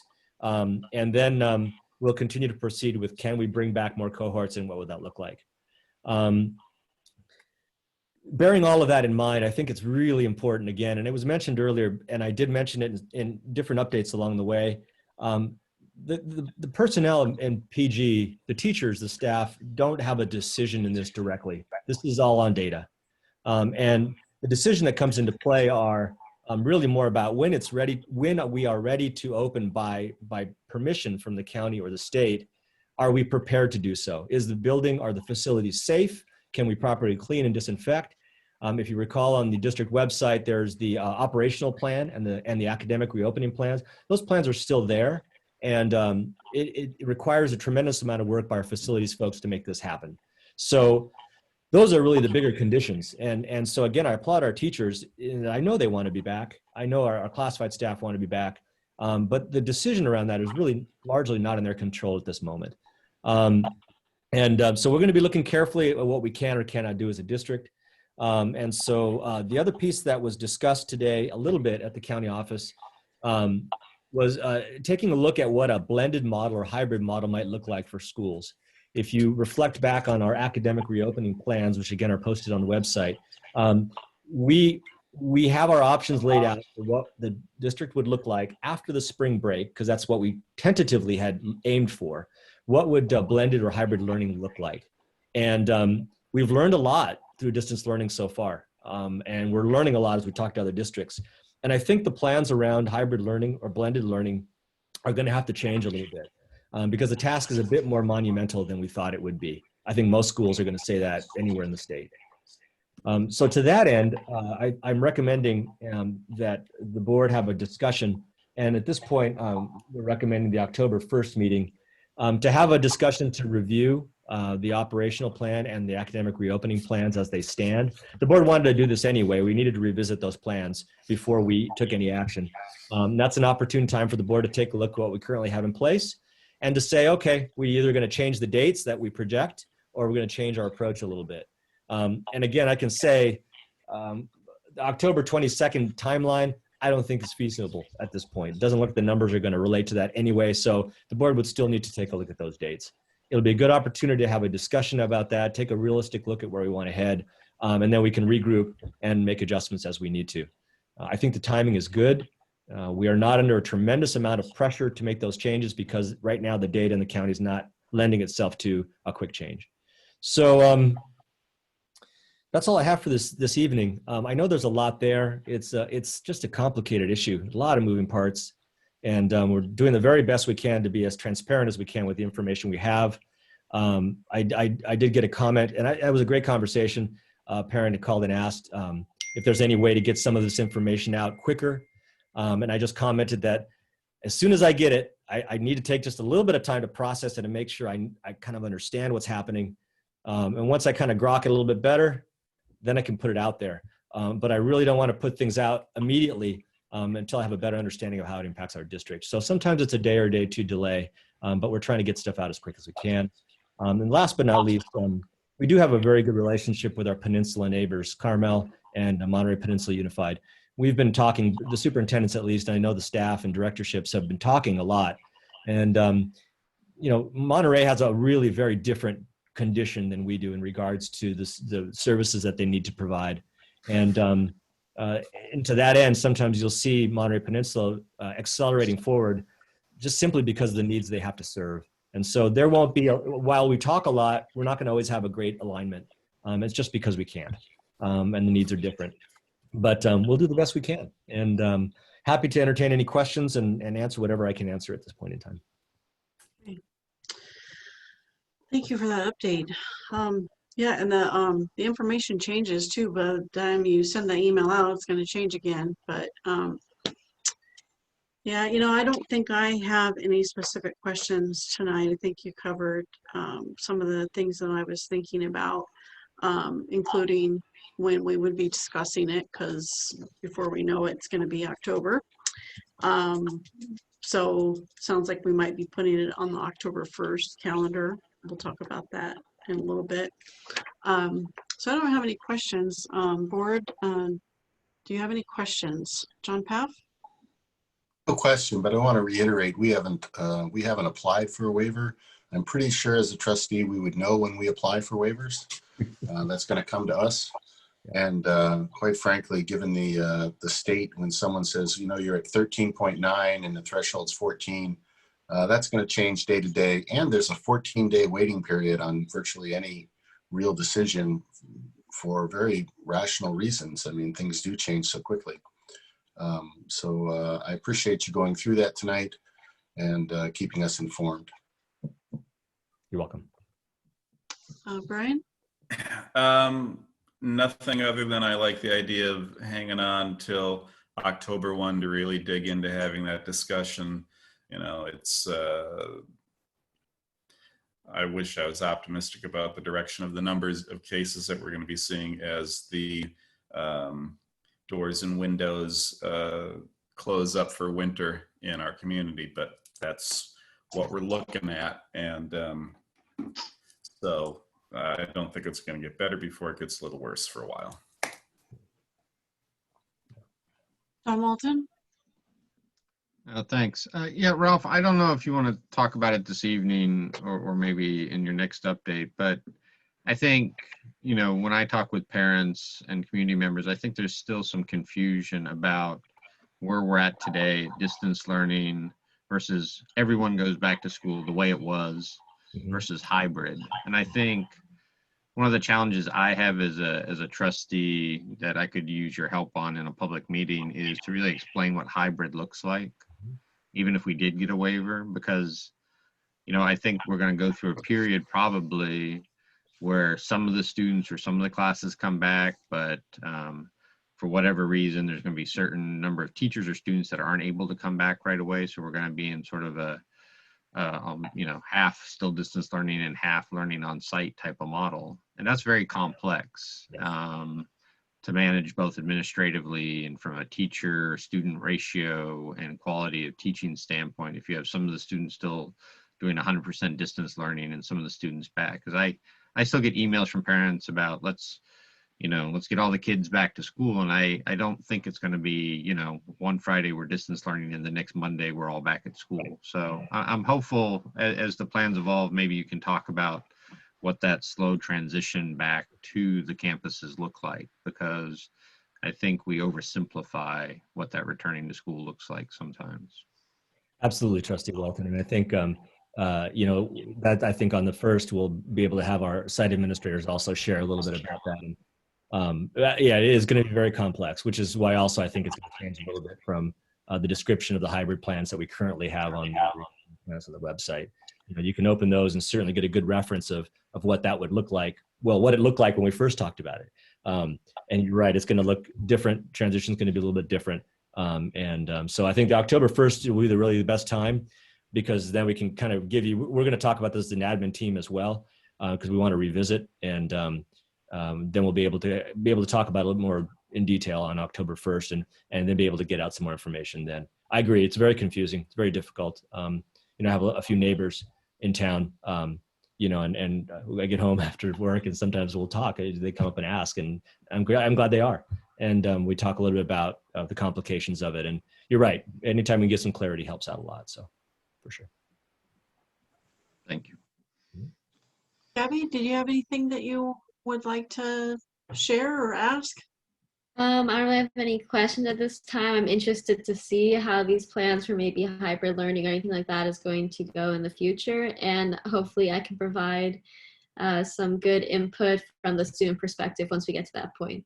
Yeah, for sure. Definitely, no and doubt Gabby, that you you're will. always welcome to talk with Principal Garcia as well. You have access to him as a board member. So, you know, you're welcome to talk with him directly as well anytime you'd like to, and to get a little bit of information ahead of time and to give your perspective. I would really encourage you to do that. And I know he'd be very open to that discussion as well. All right. You have access to him as a student too. Oh, of course, of course. Very true. She has special access for the board. Okay, thank you for all that. It is open for public comment. If there's any comments or questions or anything anybody has.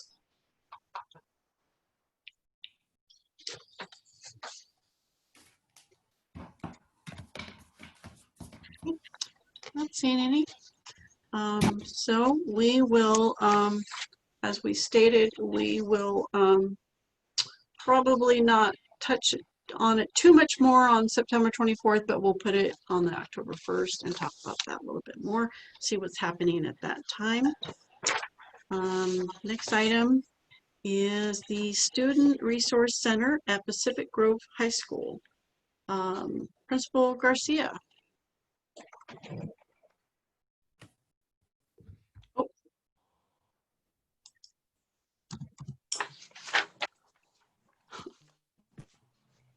There you go. Great. Thank you for this opportunity. Just wanted to give a brief update on where we stand at this time with the Student Resource Center. So Jaya Ellis, who brought this idea forward, she, myself, and Director Kelly recently met here at the high school to determine the best location for the resource room. We wanted to pick an area that was going to be accessible and in some ways discreet as well for our students. And we are still in the planning stages. Ms. Ellis and myself are actually going to meet tomorrow to start to get into some of the details of what we're going to need to ensure that we can provide this resource center for all of our students. And I personally have a goal to have the resource center up and running by the end of October.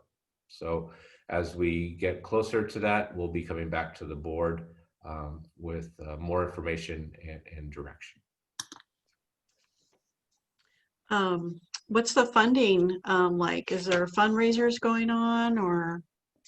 But Ms. Ellis has acquired some seed money through a project that she's working with through CSU Sacramento, and part of our plan will be developing other ways of funding this resource center, not just now, but into the future.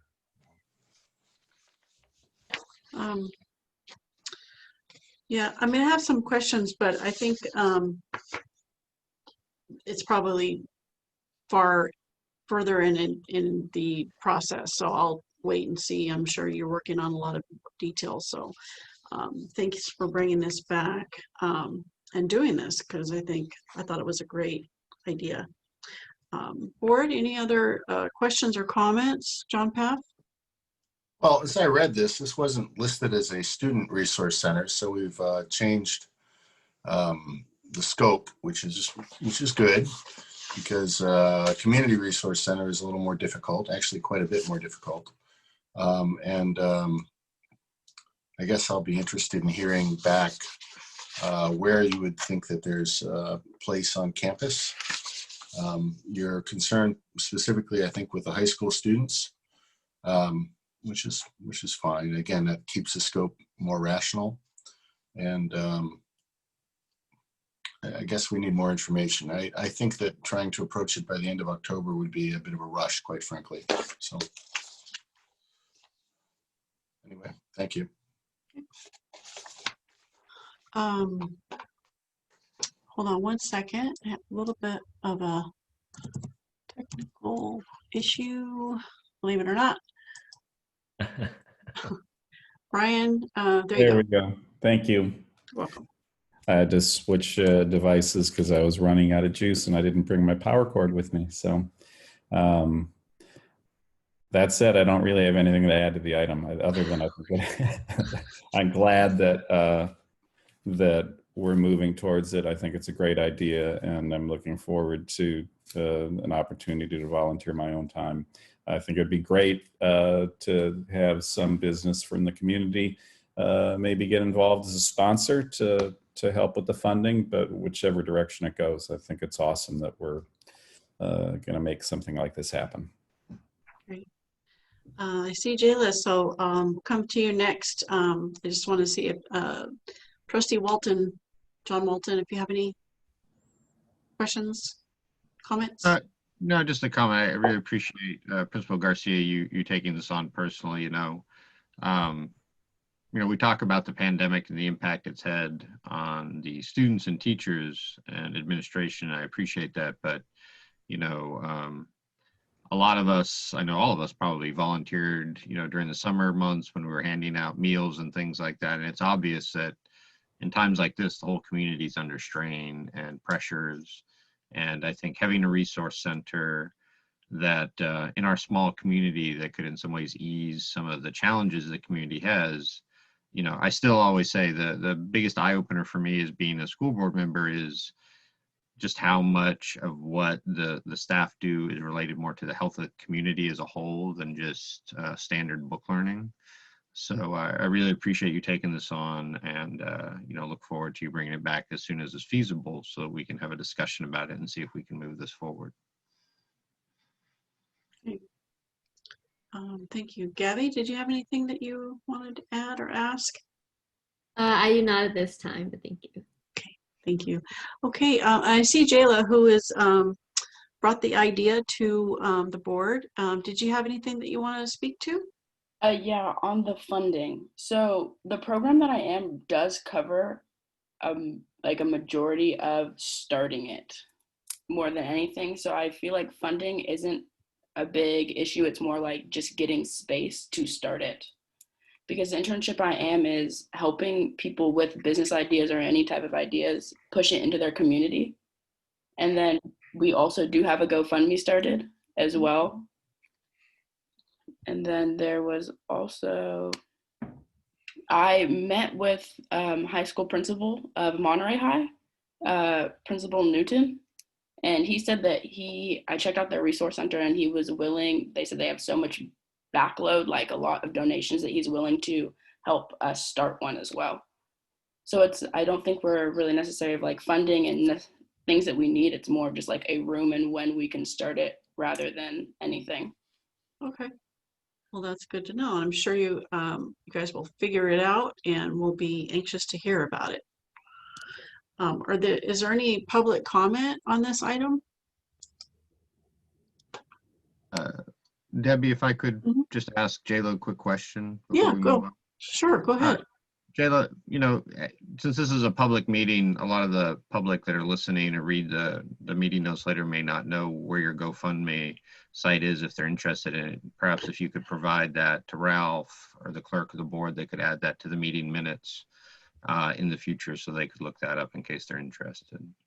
Okay, I will do so. Great. Yeah, go ahead and get it to me. We'll get it into the notes for sure. Okay, thank you. Mr. Garcia could probably post it as well on the website if we need to. Okay.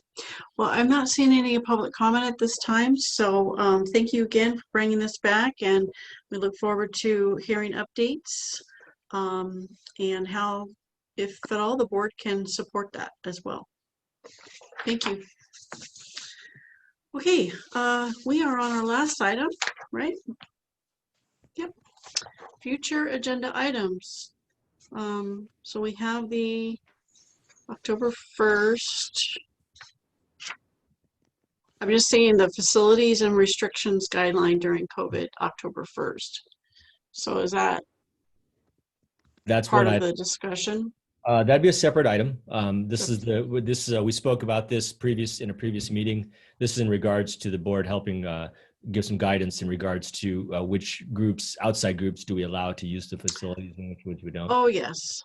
So that will be that part of it. I think the addition, what we would add to it this evening is the review of the reopening plans. Got it. Okay. Yeah, definitely a different item. Okay. Board, anything else that you heard tonight or that you'd like to put on the agenda, future agenda? John, Pat? No, I'm good. Thank you. Brian? No, I'm all good. Thank you. You keep moving around. It's like, where's Brian now? John Walton, anything for this future agenda? Nothing new. I just noticed on the calendar that we approved, we still have bus ridership coming up, and I doubt that's an agenda item we need to discuss in the near future. So we might want to strike that from a future agenda for now. Good catch. Okay. And anything from the public or future agenda items? Okay. Madam President, and if Yes, I may, just one last thought, and we can talk this at the next board meeting. It's fine. This doesn't this moment, but these items have been listed for a while now, and with obvious reason. We've just been dealing with COVID. So it may be that the board would like to either remove some of these or put some tentative dates for TBA, TBD for a little bit later on. But for example, we talked about the SELPA presentation, and we have fall 2020. And it's just a really crazy time to try to put a lot of that together. So perhaps we'd want to review this list at the next board meeting and just put some dates, or just say we're just going to table this for the time being, because the list has been the same for a while. Yeah. Okay, but what, as we do that, for example, the board requested utility bills, cost electric and water by school site. Yeah. Go back 2 years and find that information. Quite frankly, that should be about a 20-minute report. I mean, we know what we pay, so it's in the warrant schedule, which we talked about earlier. So let's just do it. We can put that on for next meeting. Okay. Okay. So for September 24th or Yeah, go back. October? I mean, use 2018-19 as the benchmark. Well, Let's see what we're actually paying. may I suggest October 1st, because Sure. September 24th is next week. So I know. It's been on here so for a October while. 1st, that's a good plan. Okay. We also have on October 1, as an official item, I believe it's October 1, we have superintendent goals, which, we're not really going to have by then, since we haven't had a board goals meeting. So a lot of that one follows the other. It does. Agreed. Okay, so how come that's a good point there, John. So should we have the board goals on here though then, right? I think what would probably be best, just because this is spur of the moment and I didn't really mean to throw a spring into this situation. I think just it would be good for the board to review the calendar and the future agenda, and just make notations, and then we can kind of strategize as to what next want week. to do. And we can either do it next week or the week, certainly whenever the board prefers, and make some adjustments. And Mr. President, I think our assistant superintendent has a question. Yes, go ahead. Yeah, can I ask a clarifying question about utilities, electric and water? In a financial system, Escape, we have never been recorded by site. Like if you want to know how much Robert Down has consumed water, PG&E, we have never done that. So I think we started just last year. So if you want to see by site, it's going to take some time. Okay. So we started last fall. I want to go back and see probably fall of 18-19, but I can double check, because it's a lot of costs we started doing segregated by school site. But certainly for the whole district, yes, that's very easily to be compiled. But if you want site by site, like even the district office, it's going to take some work. Okay. So what are we looking for here, Trustee Path? It's not my action item, actually. It was John Walton's. All right, Trustee Walton, what are we looking for here? It's like we really want to get that far into the nitty gritty, or on site by site water usage? You looking for a leak somewhere, or what? I thought along John Path's reason, I thought it would be something easy to just understand our costs and where our costs went by site. If to Song's point, we've never tracked that data before, it's good to hear we're starting to track that data now. Given the fact that no one's using the facilities, I would suspect that it's gone down a lot. It's probably more of a discussion to have when we talk about how we're going to use the new bond funds to retrofit facilities and how best to conserve water or power at each site. So I'm glad to hear we're collecting the data, and maybe we put off looking at the data until we talk about the improvements we're going to make at each site using those bond funds and the best way to expend those dollars to conserve water and power at those sites. So I'm happy to defer it a year if that's what it means, but I had no idea, most people track their power and water by facility, so I had no idea why I was asking for something impossible. So my apologies. So could we look at that, to defer that for a while then? Yeah, why don't we, if it's okay, let's pull it off the future agenda, and we'll put it on. I'll have Mandy put it onto the calendar when we start talking about the bond items, and that way it'll plant into that discussion later. Is that all right? Sounds good. Okay. No, I'm fine with that. If we have 18-19 and it's already collected by site, it would be great to see. But you could send it to me in the mail, and then if I had questions, I'd get back to you. I don't see it as a big deal. I guess the real item that we need to make sure is put on our calendar is reopening and what was discussed earlier. Yeah. This is not a simple discussion. We know that hybrid is incredibly difficult. And, you know, even when we started it, we talked about it doubles up the time teachers are required to work potentially. So how do you get there? And we're not 14 days into a positive cycle such that we can even do it, but that discussion needs to come forth. And, you know, it's on October 1, which is where it needs to be. Other than that, yeah, we can push the utility bills out. I think the SELPA was to have somebody else come in and present. Yes. And I think we could still do this even remotely if we have a day where it makes sense, you know, where there's some time available. The teacher housing, I think, actually needs to get a kickoff, which is a different question. So, yeah, bring it back. Let's talk about it next week. Okay. It would actually, we have a 1-item agenda next week, so it'd be the first. I mean, there's nothing else on the agenda for this is not on that agenda. So, but the October 1st would be fine to talk about the future dates. Yeah. All right. Good discussion. Okay. If that's all there is, then I guess we can adjourn. Debbie, never mind. You're good. Thank you. Okay. Thank you all for being here and your participation, and keep your head up, keep healthy, and thank you for everything. And we'll see you either next week. Next week. Yeah. I do like your butterfly background, Debbie. That's a nice backdrop. Thank you. Good night. We have to have something for the butterflies. All right. Thank you guys. Meeting is adjourned. Bye.